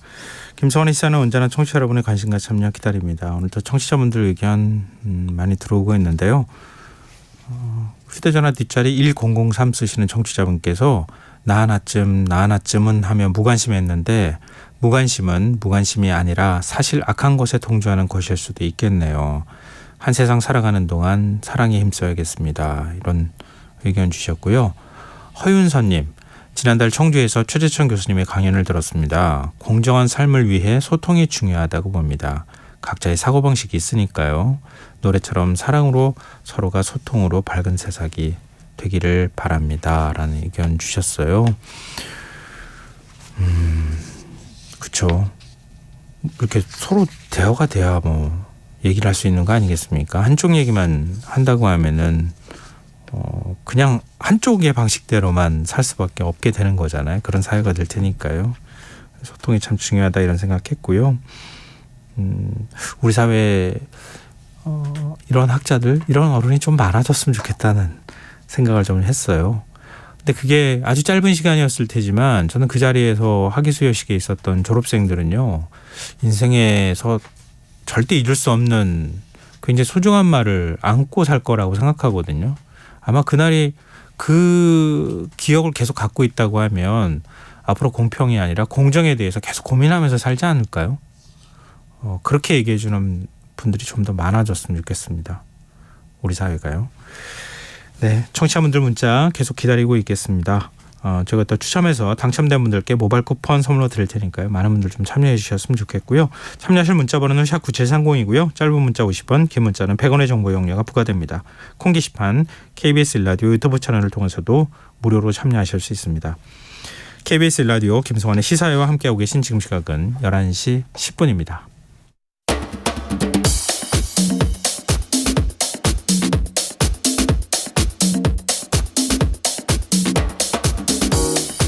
오늘 일어난 세상 곳곳의 소식들 당일 배송으로 전해드립니다. 밤참 뉴스 이현경 뉴스캐스터와 함께하겠습니다. 안녕하세요. 네, 안녕하세요. 전국적으로 지금 비가 많이 내리고 있는데요. 네. 산림청이 남부 지역을 중심으로 산사태 위기 경보를 주의에서 경계로 한 단계 높여서 발령했어요. 네, 요거를 지금 중대본에서 호남 지역을 중심으로 이제 발령됐던 많은 부분들이 좀 해제가 된 상황이기는 합니다. 예. 우선 오늘 비 소식을 좀 전해드릴 텐데요. 새벽부터 비구름이 강해져서 남부지방 곳곳에 강한 비가 내리기도 했습니다. 특히나 이 제주와 지리산 인근을 중심으로 해서 1시간에 30mm 안팎의 세찬 비가 내리기도 했었고요. 네. 모레까지 지금 제주와 경남 남해안, 지리산 인근 지역에 최고 200mm, 호남에는 30에서 100mm의 비가 예보되기도 했었는데요. 지금 호우주의보는 호우특보는 대부분 다 해제가 됐습니다. 오후 7시 30분부터 위기경보 수준을 주의에서 관심으로 하향 조정을 했고요. 비상 1단계 근무도 얘기가 나왔었는데 그것도 해제가 된 상황입니다. 그리고 오늘 오전 7시 30분에 호우특보가 발효돼서 위기경보를 경남 내륙과 경남 북서부 경남 지역을 중심으로 발효가 됐었는데 네. 요거를 주의로 상향하고 비상 1단계를 가동했었는데요. 아까 말씀드린 것처럼 해제가 됐습니다. 현재까지로는 중대본의 공식 피해는 집계가 인명피해는 집계가 되지 않았는데 네. 합천에서는 벌써 산사태와 침수 우려 때문에 27세대 주민들이 30여 명의 사전 대피를 하기도 했고요. 오후 5시 기준으로 봤을 때는 지금 총 그 2건이 시설 피해가 접수가 됐습니다. 경북 의성에서는 제방유실이 1건, 그리고 경남 함양지방에도 1001호선에서 도로 침하가 지금 1건이 발생한 상황인데요. 지금 현재로는 아까 말씀드렸던 것처럼 남부지방을 중심으로 비 예상되는 부분들이 있기 때문에 산사태에 대한 걱정거리가 좀 많긴 합니다. 어제 소개해 주셨지만 네. 태풍 3개가 올라오고 있지만 네. 그 가운데 11호 태풍 하이쿠이가 그 영향을 미칠 수 있다 이렇게 얘기를 하셨잖아요. 네, 네. 좀 한반도로 올라올 것 같습니까? 그러니까 지금까지는 오키나와 해상에서 중국 상하이 쪽으로 올라오는 이제 경로를 예상을 하고 네. 있는 상황인데요. 지금 말씀드렸던 것처럼 주말까지 비가 좀 길게 내릴 것 같습니다. 말씀하신 11호 태풍 하이쿠이의 영향으로 보이는데 경로가 유동적이긴 합니다만 우리나라가 한반도에 들어갈 가능성이 있어서 경계가 좀 필요해 보이는 상황인데요. 대만 남쪽 해상을 지나서 9호 태풍 사올라, 그리고 지금은 소멸한 10호 태풍 담네이, 그리고 하이쿠이가 세력을 키우고 있습니다. 지금 괌 해상에서 최근에 발생한 건데 네. 그리고 오른쪽으로 예비 태풍인 열대저압부가 보입니다. 이게 이제 커지면 12호 태풍 기러기가 되는 건데요. 주 후반에 오키나와 남쪽 해상으로 다가서서 다음 주 초쯤에 중국 상하이를 지나서 동중국해로 올라올 것을 경로를 예상하고 있습니다. 그러면 한반도가 영향권에 들 가능성이 있는 건데 가을 장마 영향으로 주 후반까지 남부지방에는 비가 좀 많이 내리겠습니다. 하이쿠이가 올라오면서 위로 이제 뜨거운 수증기가 올라오게 되죠. 네. 그러면 전국에서 비가 내릴 가능성이 있는데 현재까지는 굉장히 유동적입니다. 지난번에 그 우리나라로 한반도에 이렇게 태풍의 길이 열렸다는 설명을 제가 잠깐 네네. 드린 적이 있었는데요. 네. 11호 태풍하고 9호, 그리고 아까 아직 태풍은 아니지만 태풍으로 발생될 가능성이 있는 예비 태풍 사이에서 상호작용을 해서 경로가 얼마든지 유동적인 상황이기 때문에 네네. 지금은 변동성이 크다. 기상청에서는 그렇게 얘기를 하고 있고요. 당분간은 이제 남부지방에 비가 좀 많이 올 상황이고 9월 1일쯤 돼야 정확하게 이제 경로를 좀 확인할 수 있을 것으로 보입니다. 우리 이제 그런 얘기 하잖아요. 태풍 올라온다고 하면은 막 과할 정도로 막 우리가 긴장하고 기다리면은 별도 영향 없이 그냥 쑥 네. 하고 지나가요. 또 영향이 있더라도 철저하게 대비를 하니까 그럴 수도 있을 것 같은데. 상대적으로 그렇죠. 예. 우리 긴장감이 좀 떨어진 느낌이 있거든요. 네. 언론에서도 좀 적극적으로 보도할 필요도 있을 것 같고요. 왜냐하면 지금 잠깐 국지성 호우 내리는 양도 이것도 적지 않은 양이거든요. 그렇죠. 왜냐하면 시간당 30에서 60mm면 제가 그냥 숫자로 말씀드리니까 체감이 좀 덜 될 수 있는데 우산 필요 없을 정도로 비가 네, 많이 맞아요. 오는 건데 어제 합천만 해도 시간당 70mm가 뭐 넘게 내렸잖아요. 그러면 우리가 감당할 수 있는 수준을 넘어가는 거기 때문에 말씀하신 것처럼 안전은 강조해도 지나치지 않을 것 같습니다. 특히 산사태 위기경보 단계가 지금 네. 한 단계 격상됐다고 하는 소식 지금 전해드렸는데요. 산사태 발생 위험 있거든요. 그렇죠. 항상 이걸 좀 충분히죠. 경계하셨으면 좋겠습니다. 자, 다음 뉴스로 넘어가겠습니다. LH 부실공사로 지적된 단지의 감리업체들이 안전관리 평가에서도 문제점이 있었던 것으로 발견됐다고요. 네. 인센티브는 있지만 공공건설 공사업체 평가제도는 규제 사항이 없다고 하네요. 이번에 보니까. 네. 유경준 의원실이 국토안전관리원으로부터 2022년 안전관리 수준평가 세부 평가표를 제출을 받았습니다. 거기 보니까 이번에 부실공사로 지적된 단지의 감리업체들이 문제점이 있다는 걸 알게 됐어요. 네. 2022년에 안전관리 수준평가에 참여한 LH 부실공사 단지 7개 감리업체 중에서 3곳은 매우 미흡 등급을 받았고요. 보통은 3곳이었는데 그래도 내용을 살펴보면 미흡한 부분이 많이 발견이 됐다는 겁니다. 그리고 이 안전관리 수준평가라고 하는 게 총 공사비가 200억 원이 넘는 공공건설공사 참여자를 대상으로 평가를 하게 되는데 네. 이번에 LH 부실공사에 참여했던 일부 감리업체와 시공사도 평가 대상이 돼서 평가를 받았습니다. 최근에 지하주차장 붕괴 사고가 난 LH 검단 아파트 공사장에 참여한 감리업체를 포함해서 네. 7개 업체가 평가를 받았는데 우수 등급을 받은 업체는 한 곳밖에 없었고요. 1개 업체는 미흡, 2개 업체는 매우 미흡 등급을 받았고 3개 업체는 보통 등급을 받았는데 감리 업무를 제대로 하지 않아서 이 지하 주차장에 붕괴 사고가 발생한 것으로 알려졌잖아요. 네. 한 업체는 지정된 안전 담당자의 안전 자격 보유 여부, 그다음에 시공자가 실시하는 정기 안전점검 확인 여부, 취약 공정에 대한 기술 지원 여부 등 여러 가지 평가 항목에서 빵점을 받았어요. 근데 이제 보통 등급을 받게 된 거죠. 예. 그리고 나머지 보통 등급을 받은 업체들도 일정 부분 항목에서 최하점을 받기도 했습니다. 그런데 이상하잖아요. 안전관리 수준평가에서 낮은 점수를 받았는데 어떻게 네. 이 업체들이 참여할 수 있었느냐. 근데 안전관리 수준평가제도라고 하는 게 자발적인 안전관리 활동을 이제 강화하는 노력을 유도하는 데 목적이 있어가지고요. 네. 우수한 업체는 인센티브는 있대요. 근데 미흡 업체에 대한 규제 사항은 없는 거예요. 이렇게 미흡이 나왔으면 감리를 못한다든지. 그렇죠. 그래야 되잖아요. 그런 우수한 제도가 업체한테 인센티브 주는 거야 뭐 그럴 수 있겠지만 그렇죠. 미흡하다고 하는 업체는 참여시키지 말아야 되는 거죠. 네. 그런데도 이러한 문제점이 곳곳에 보임에도 불구하고 그걸 규제할 사항 자체가 없다고 하네요. 검찰이 수사에 착수했습니까? 예. 4월에 담합에 참여한 업체 한 군데서 자진 신고를 받는 바람에 네. 이 감리업체 11곳을 검찰이 압수수색을 했습니다. 이 11곳의 감리업체는 LH가 발주했던 공사에 참여한 업체들인데요. 네. 이 공사가 제대로 이루어졌는지 관리하는 것이 감리 업무인데 이 업체들끼리 서로 짜고 순번을 정해가지고 네.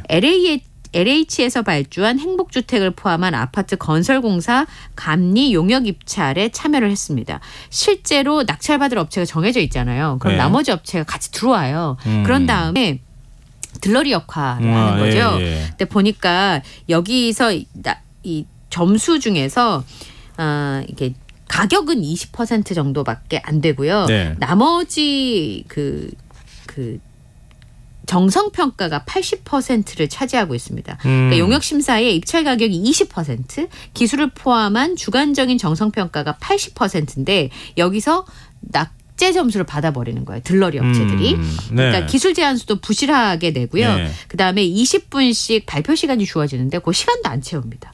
그리고 심사위원이 어떻게 할 거냐 구체적인 업무를 묻으면 설명을 해야 되잖아요. 예. 이렇게 하겠다. 준비를 못해서 잘 모르겠다. 이렇게 답변을 했다는 겁니다. 일종의 담합행위를 했다고 하는 네. 게 되잖아요. 그래서 이 담합에 참여한 업체가 자진 신고를 하는 바람에 수사에 들어가게 된 건데요. 일부러 부실하게 심사를 해가지고 밀어주기로 한 업체만 따낼 수 있도록 이렇게 순번을 돌아가면서 저지른 겁니다. 지난 2019년부터 이들이 따낸 용역 낙찰 규모가 한 건당 수십억 원이고요. 다 합치면 수천억 원대에 달하는 것으로 보고 있습니다. 심지어 일부 업체에는 LH 출신의 전관들이 취업한 것으로 알려지고 있습니다. 그래서 경찰에서는 이 LH 철근 누락 사태와 관련돼서 LH 본사 그리고 설계 감리 업체를 압수수색했고요. 그다음에 LH에 대한 사법당국의 수사가 본격적으로 들어가는 모습입니다. LH는 얼마나 개혁을 하고 얼마나 수사를 받아야 되는 건가 이런 생각이 좀 들어요. 제대로 바뀌지 않은 거. 그렇죠. 네. 근데 뭐 LH가 사람들에게 이렇게 비판받는 게 이번 건만 있었던 건 아니잖아요. 그러니까요. 몇 년 전에 나무 심는 거 기억 아마 나실 텐데. 뭐 지금 그 업체 LH에 근무하는 사람들이 미리 개발 정보 빼가지고 그걸 또 뭐 부동산 투기하고 뭐 이런 것 때문에 얼마나 시끄러웠어요. 그럼 네. 그 다음에 자기 내부 자정 노력을 했었어야 되는데 그런 게 없었던 거 아닌가 이런 생각이 좀 드는데요. 네. 근데 LH 아파트에 사시는 분들은 하자가 너무 많다 네. 이런 불만들을 얘기해요. 예, 이것도 그렇습니다. 관련이 있는 겁니까? 그러니까 하자가 많은 게 급증했다. 통계상으로 보면 그렇습니다. 그런데 좀 자세히 들여다보면 이 하자도 종류가 많이 있잖아요. 예를 들어서 건축물의 뭐 배관 문제, 그다음에 누수 이런 거는 굉장히 심각한 하자잖아요. 네. 그거는 중대 하자라고 볼 수 있고 그 외에 뭐 창호 틈새 과다, 마루 들뜸, 싱크대 문짝을 개폐 열고 닫을 때 소음이 난다. 이게 같은 하자라고 보기에는 좀 어렵습니다. 예. 그래서 아까 말씀드렸던 것처럼 싱크대 문 열고 닫을 때 소음 나는 거 이런 거는 그냥 일반 하자로 분류를 네네. 하게 되는데요. 2021년에 주택법을 개정하면서 중대 하자뿐만 아니라 경미한 하자들도 이 건수로 합치기다 보니까 실제로 집계에 포함되어 있는 하자 건수가 굉장히 급증하고 있습니다. LH로부터 받은 자료를 보면 2018년부터 22년까지 LH 아파트에서 발생한 하자가 모두 25만 199건이었는데요. 예. 25만 건이니까 엄청나게 많죠.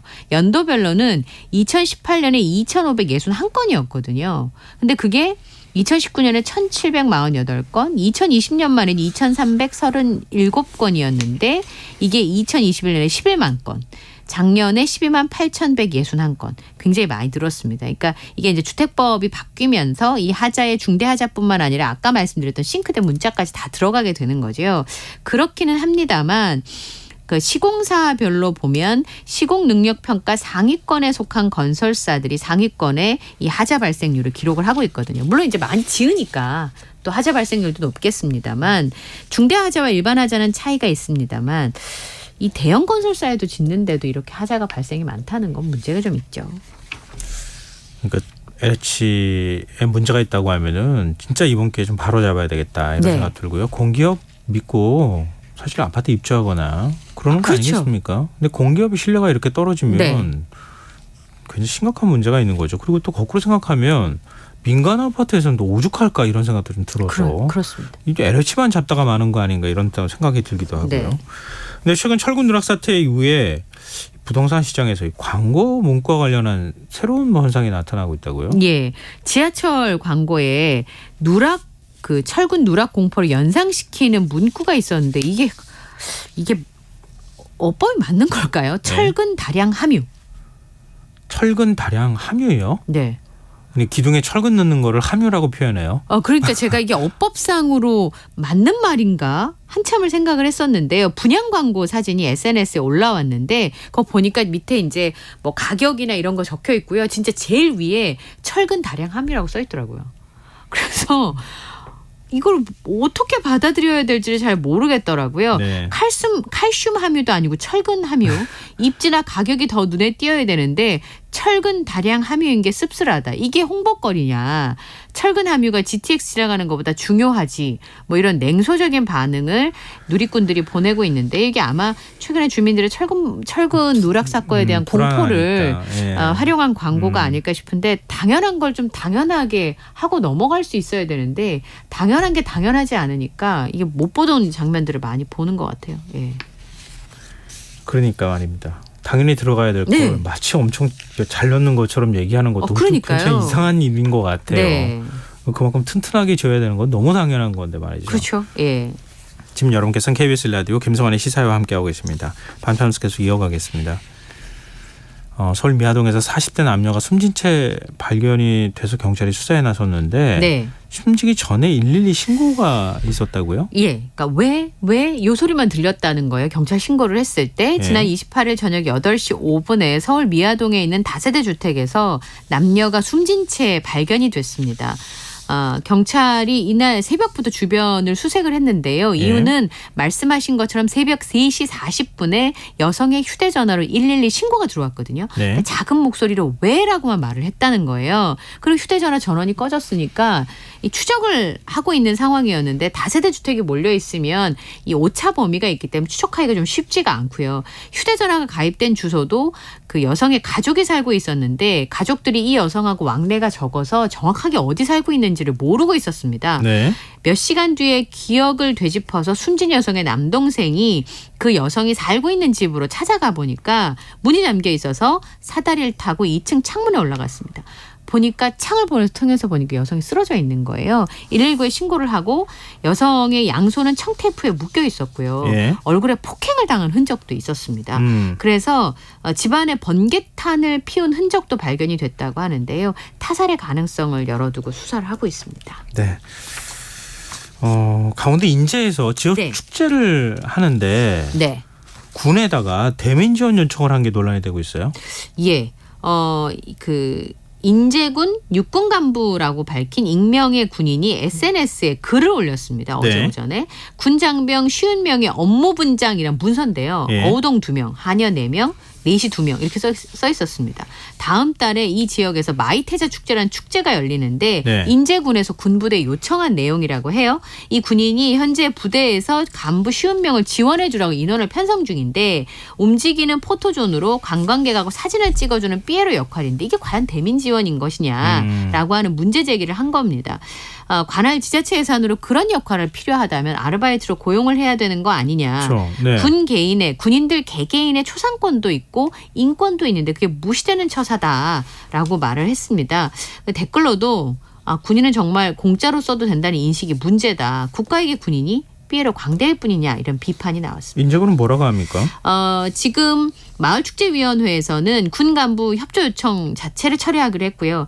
해당 부대에서는 문제를 제기한 포토존을 포함해서 안전관리 등을 마을 주민들이 운영을 하기로 했습니다. 그런데 인제군 관계자는요. 소통에 오해가 있었다. 군인들은 남성 역할만 하기로 조율 중이었다. 라고 설명을 했거든요.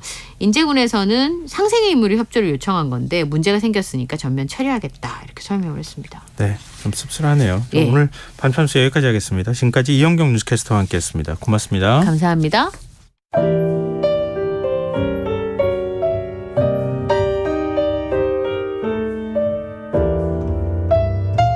내일의 품격. 김성환의 시사야에서 챙겨가세요. 하루를 마무리하는 시간 꺼내보는 당신의 지식 창고. KBS 1라디오 김성환의 시사야.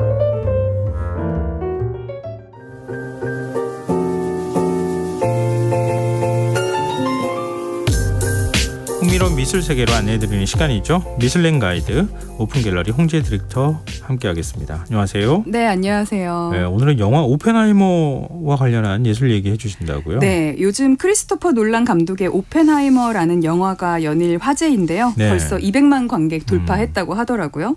그 2차 세계대전 당시에 미국의 원자폭탄 개발을 위한 맨해튼 프로젝트를 주도한 천재 물리학자 오펜하이머의 삶을 그린 영화인데요. 네. 이 영화는요. 카이버드와 마틴 셔원이 공동 집필했던 오펜하이머 전기, 그러니까 아메리칸 프로메테우스라는 그 책을 토대로 했다고 합니다. 프로메테우스가요, 그 헤파이스토스 대장간에서 불을 훔쳐서 인간에게 네. 전해줬다가 예. 그 코카서스 바위산에서 독수리에게 간이 쪼이는 형벌을 받는 그런 인물이잖아요. 네. 그러니까 저자는 인류의 승리와 재앙을 모두 가져다준 오펜하이머를 프로메테우스에 비유해서 그렇게 쓴 책입니다. 저도 지난주에 이 영화 봤는데요. 혹시 그러세요? 보셨어요? 아직 못 봤어요. 저는. 역사적 사건보다는 오펜하이머의 혼란스러운 내면을 잘 표현한 영화라서 인상이 깊었거든요.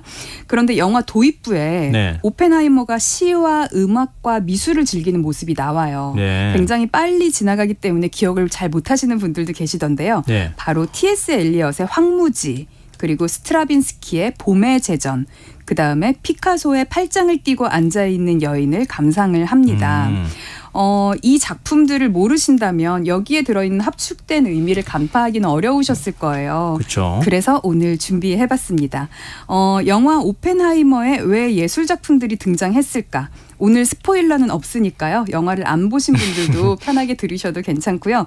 영화를 보신 분들도 그게 그런 의미였구나 하고 이제 뒤늦게 이해하셔도 재밌는 시간 되실 수 있을 것 같아요. 그 영화를 전혀 다른 시각에서 바라보는 것 같은 느낌을 받게 되는데요. 네. 이 영화 속에 등장하는 예술 작품에 대해서 얘기할 줄은 저는 정말 몰랐어요. 이 영화가 그렇죠. 약간 다큐멘터리 같다는 얘기는 제가 네. 들은 적이 있거든요. 네.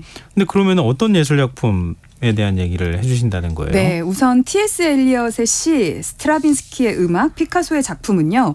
이 셋 모두가요. 예. 오펜하이머가 활동한 시기엔 20세기에 그러니까 모더니즘, 즉 현대에 들어섰음을 의미하는 모두 다 혁신적인 작품입니다. 그러네요. 네. 네, 이 작품들은요. 오펜하이머가 천착했던 그 양자 역학 역시 혁신적인 학문이었고요. 그가 물리학뿐만이 아니라 다양한 분야에도 조예가 깊었음을 알려주는데요. 또 한편으로는 작품에 담긴 상징성이 오펜하이머가 주도하게 될 이 맨해튼 프로젝트와 그 이후의 미래를 암시하기도 합니다. 당시 원자폭탄 발명이요. 굉장히 양가적인 가치를 지녔잖아요. 네. 그러니까 전쟁을 종식시킬 수도 있지만 사실 동시에 인류를 말살시킬 수도 있고 애국자가 될 수도 있지만 범죄자가 될 수도 있고요. 그렇죠. 영웅이 될 수도 있지만 예. 모두에게 비난받을 수도 있고. 그래서 이런 것들을 이제 그 작품들이 좀 암시를 하는데요. 네. 우선 첫 번째로 등장하는 T.S. 엘리엇의 황무지라는 시는요. 434줄이나 되는 긴 시입니다. 장시죠. 20세기의 시 중에서 가장 중요한 시로 꼽힐 만큼 그 작품성을 인정받는데요. 황무지는 1차 세계대전 이후에 황폐해진 세계를 의미하고요. 또 유럽을 지탱했던 그 기존 가치관들이 더 이상 작동하지 않게 된 정신적 황폐를 의미를 하기도 하는데요. 아마 이 긴 시의 첫 행 많이 들어보셨을 텐데요. 혹시 기억나세요? 4월은 가장 잔인한 달? 네. 저도 거기까지만 몰라요. 기억합니다. 그 네.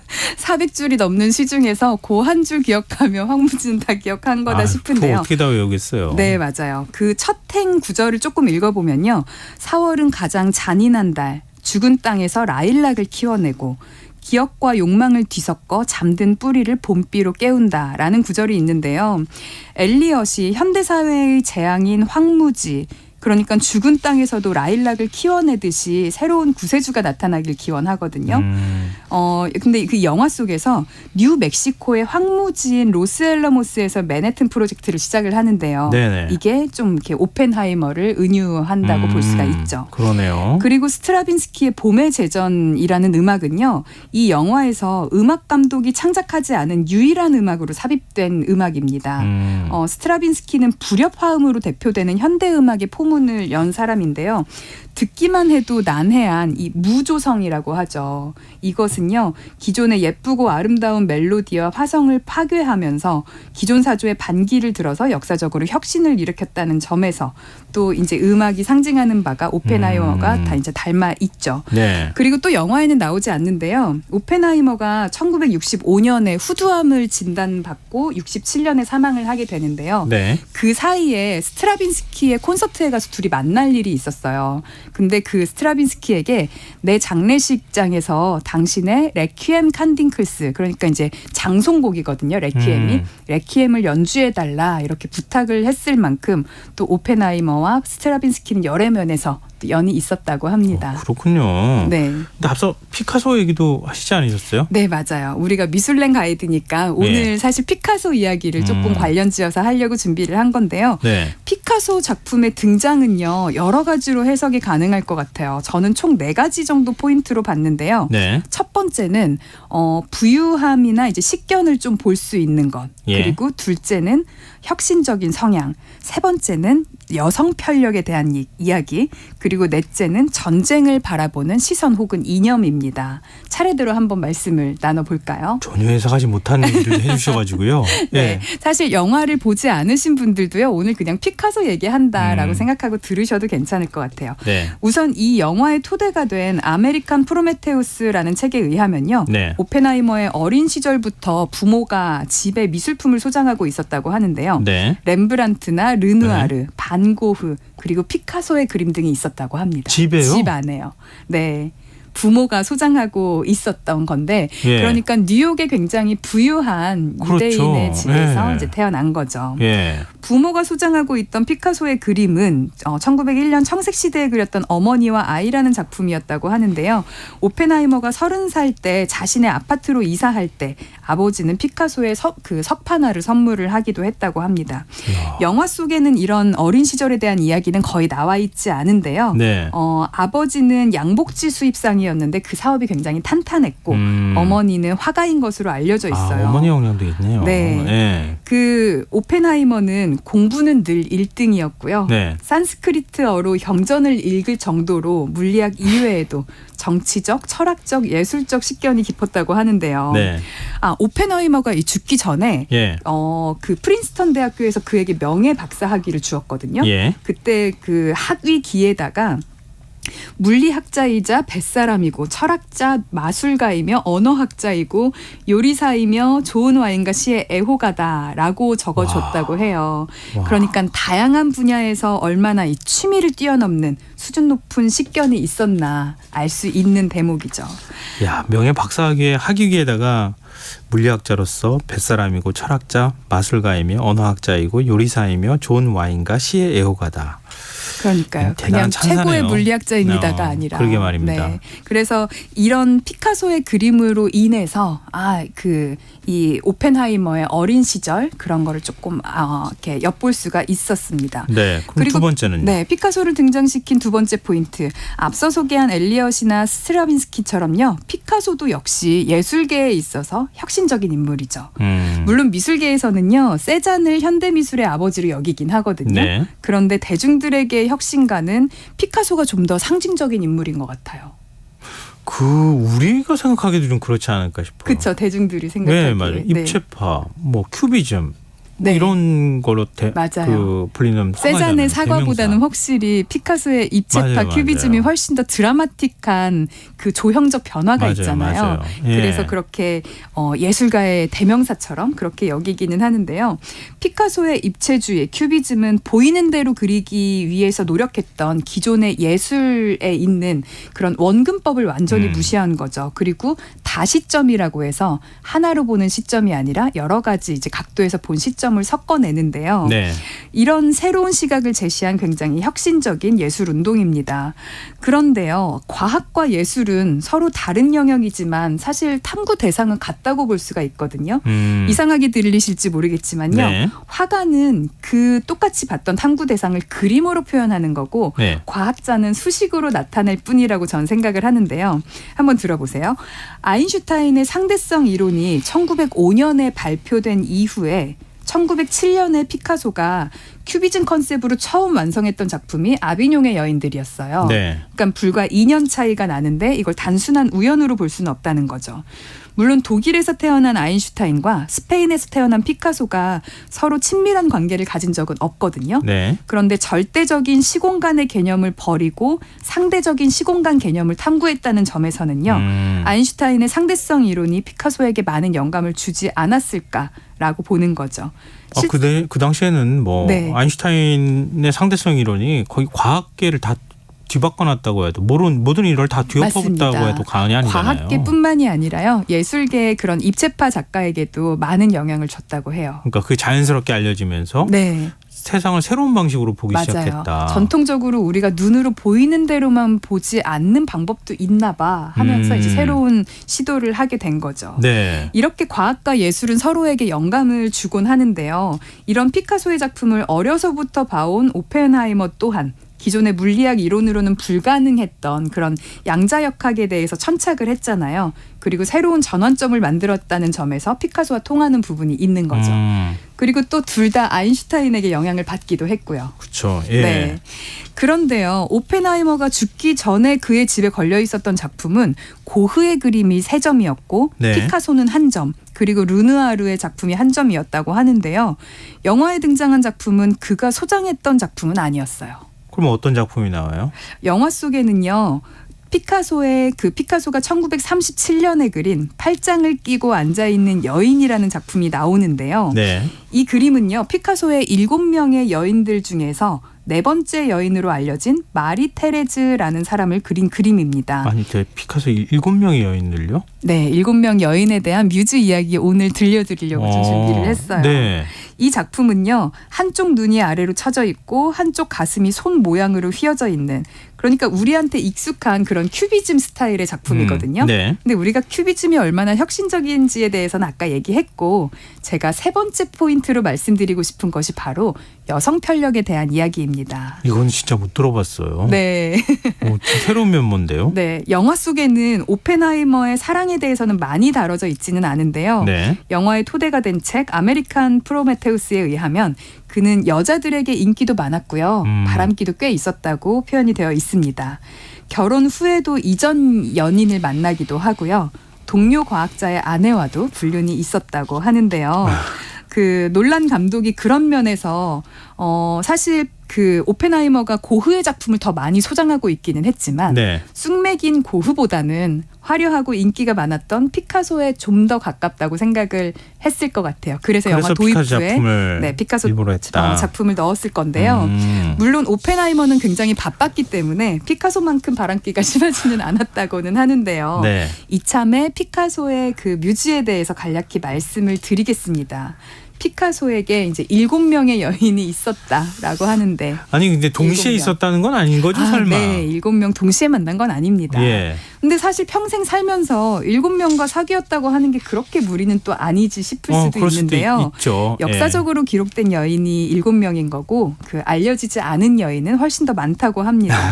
그리고 사실 네. 문제인 거는요. 이게 문제의 그 7명의 여인처럼 회자가 계속 되는 거는 이 여인들을 대부분 환승연애 네? 그러니까 환승 갈아탔다고 하죠. 그러니까 예. 바람에 의해서 이렇게 정리되지 않은 채로 그 다음 여인에게 넘어간 만남이 관계가 다 대부분이었고요. 끝나지 않았는데 네, 헤어지지 않은 맞습니다. 상태에서 또 다른 연인을 만나고 또 다른 연인을 만나고 네, 이런 맞습니다. 식이었다는 거죠. 네. 게다가 이 7명 중에 3번째 여인과 결혼을 했는데 네. 결혼 이후에도 계속 여인들을 만났다는 사실이죠.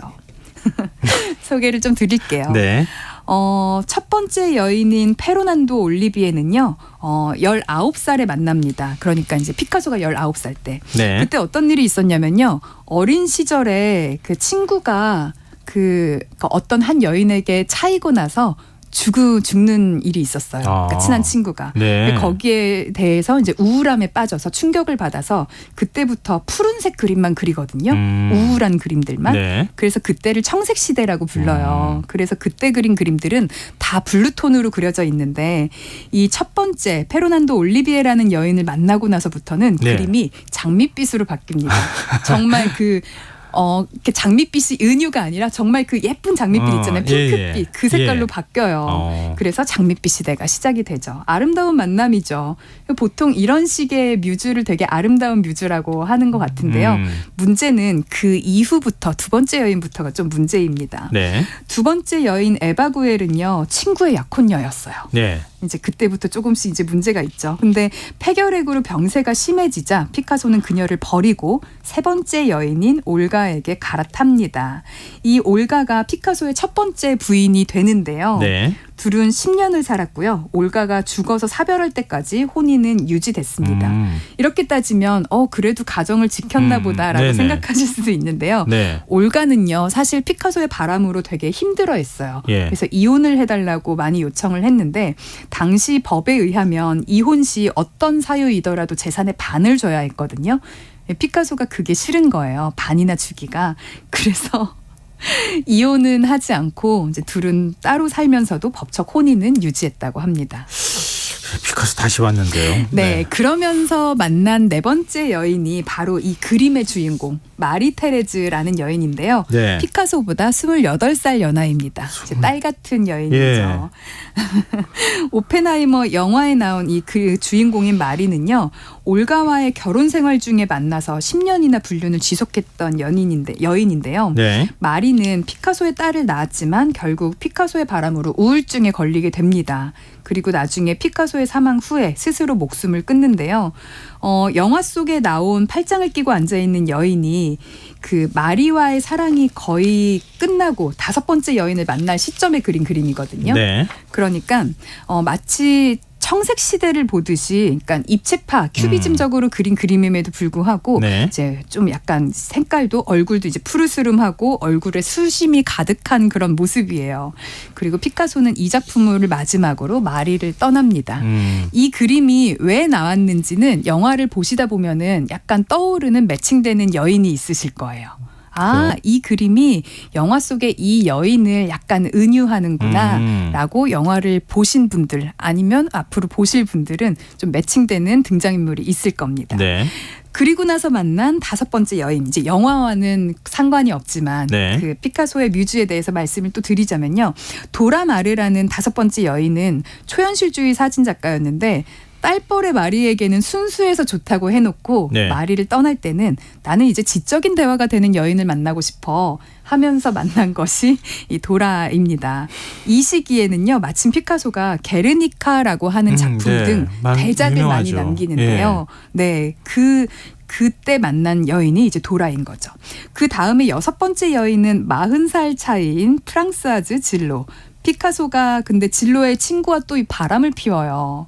그래서 유일하게 피카소를 먼저 찬 여인으로 알려져 있고요. 예. 피카소와의 관계를 폭로하는 회고록을 출간하고 이후에 법적 대응까지 한 그런 똑부러지는 여인이 바로 이 6번째 프랑스어즈 질로입니다. 네. 그리고 그 사이에 아까 이제 이혼을 안 해줬던 3번째 여인, 첫 번째 부인이자 네. 3번째 여인이 이렇게 죽습니다. 그래서 사별을 하니까 네. 이제 또 이제 혼인을 할 수가 있잖아요. 예. 그래서 만난 지금 인상을 잔뜩 쓰고 네. 계신데 그래서 만난 7번째 여인과는 이제 2번째 공식적인 결혼도 하게 됩니다. 이 7번째 여인은 48살 차이의 자클린인데요. 이제 공식적으로 2번째 결혼을 하고 피카소의 사망까지 함께했던 마지막 여인입니다. 이 청취자분들 성함은 제가 옮기지 않고요. 두 네. 분이 반응을 주셨는데요. 도둑, 변덕쟁이 그리고 또 한 분은 네. 무슨 매력인 걸까요? 피카소가 무슨 그러니까요. 매력이 있는 거예요? 아니 점점 나이를 먹어가면 먹어갈수록 나이 차이가 많이 나는 여성하고 사귀었다는 거 아니에요? 맞아요. 마지막에 피카소가 72살일 때 네. 마지막 여인이 24살이었으니까요. 48살 차이. 피카소는 계속 나이가 들어도 뮤즈의 나이는 계속 20대에 머물러 있었다는 걸 우리가 알 수가 있죠.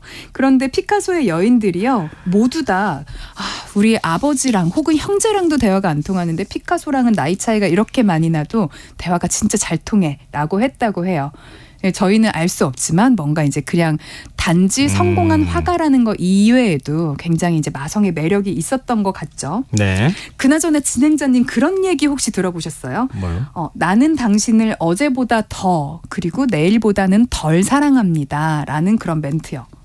아니요, 못 들어봤어요. 못 들어보셨어요? 네. 저는 어떤 연예인 인꼬 부부의 편지에 있던 걸로 알고 있었는데요.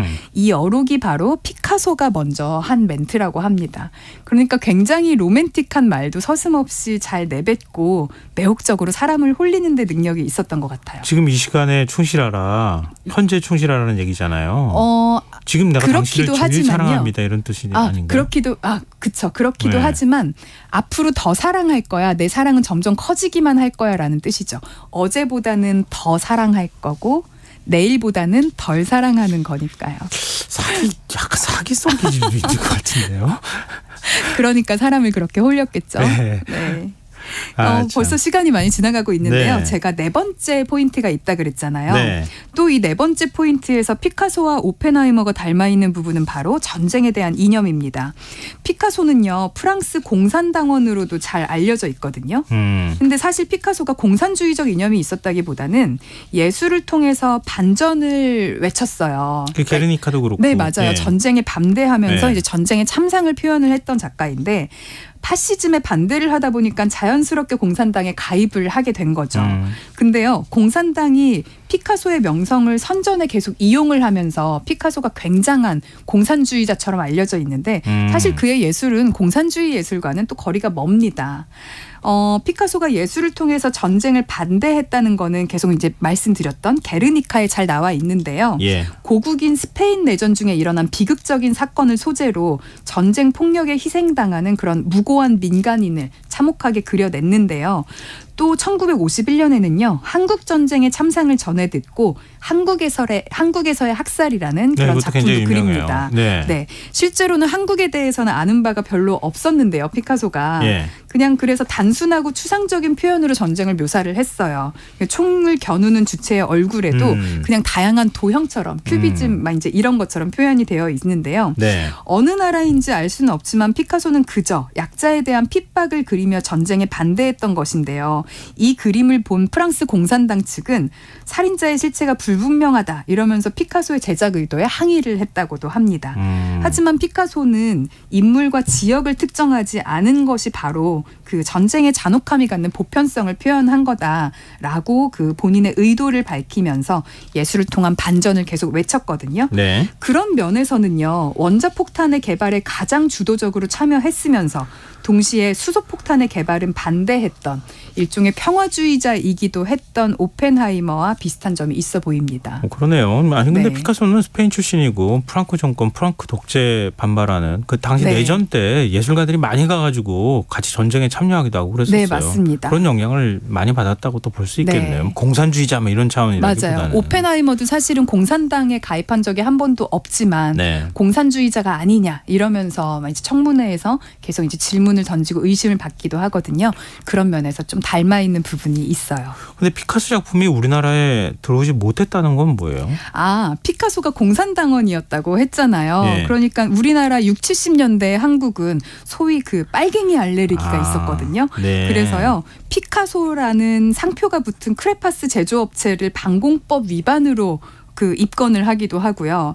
어떤 방송인이 쇼 프로그램에서 피카소를 좀 좋은 뭐 이렇게 훌륭한 예술가인 것처럼 언급을 하거나 이러면 정보기관에 불려가서 조사를 받기도 했다고 합니다.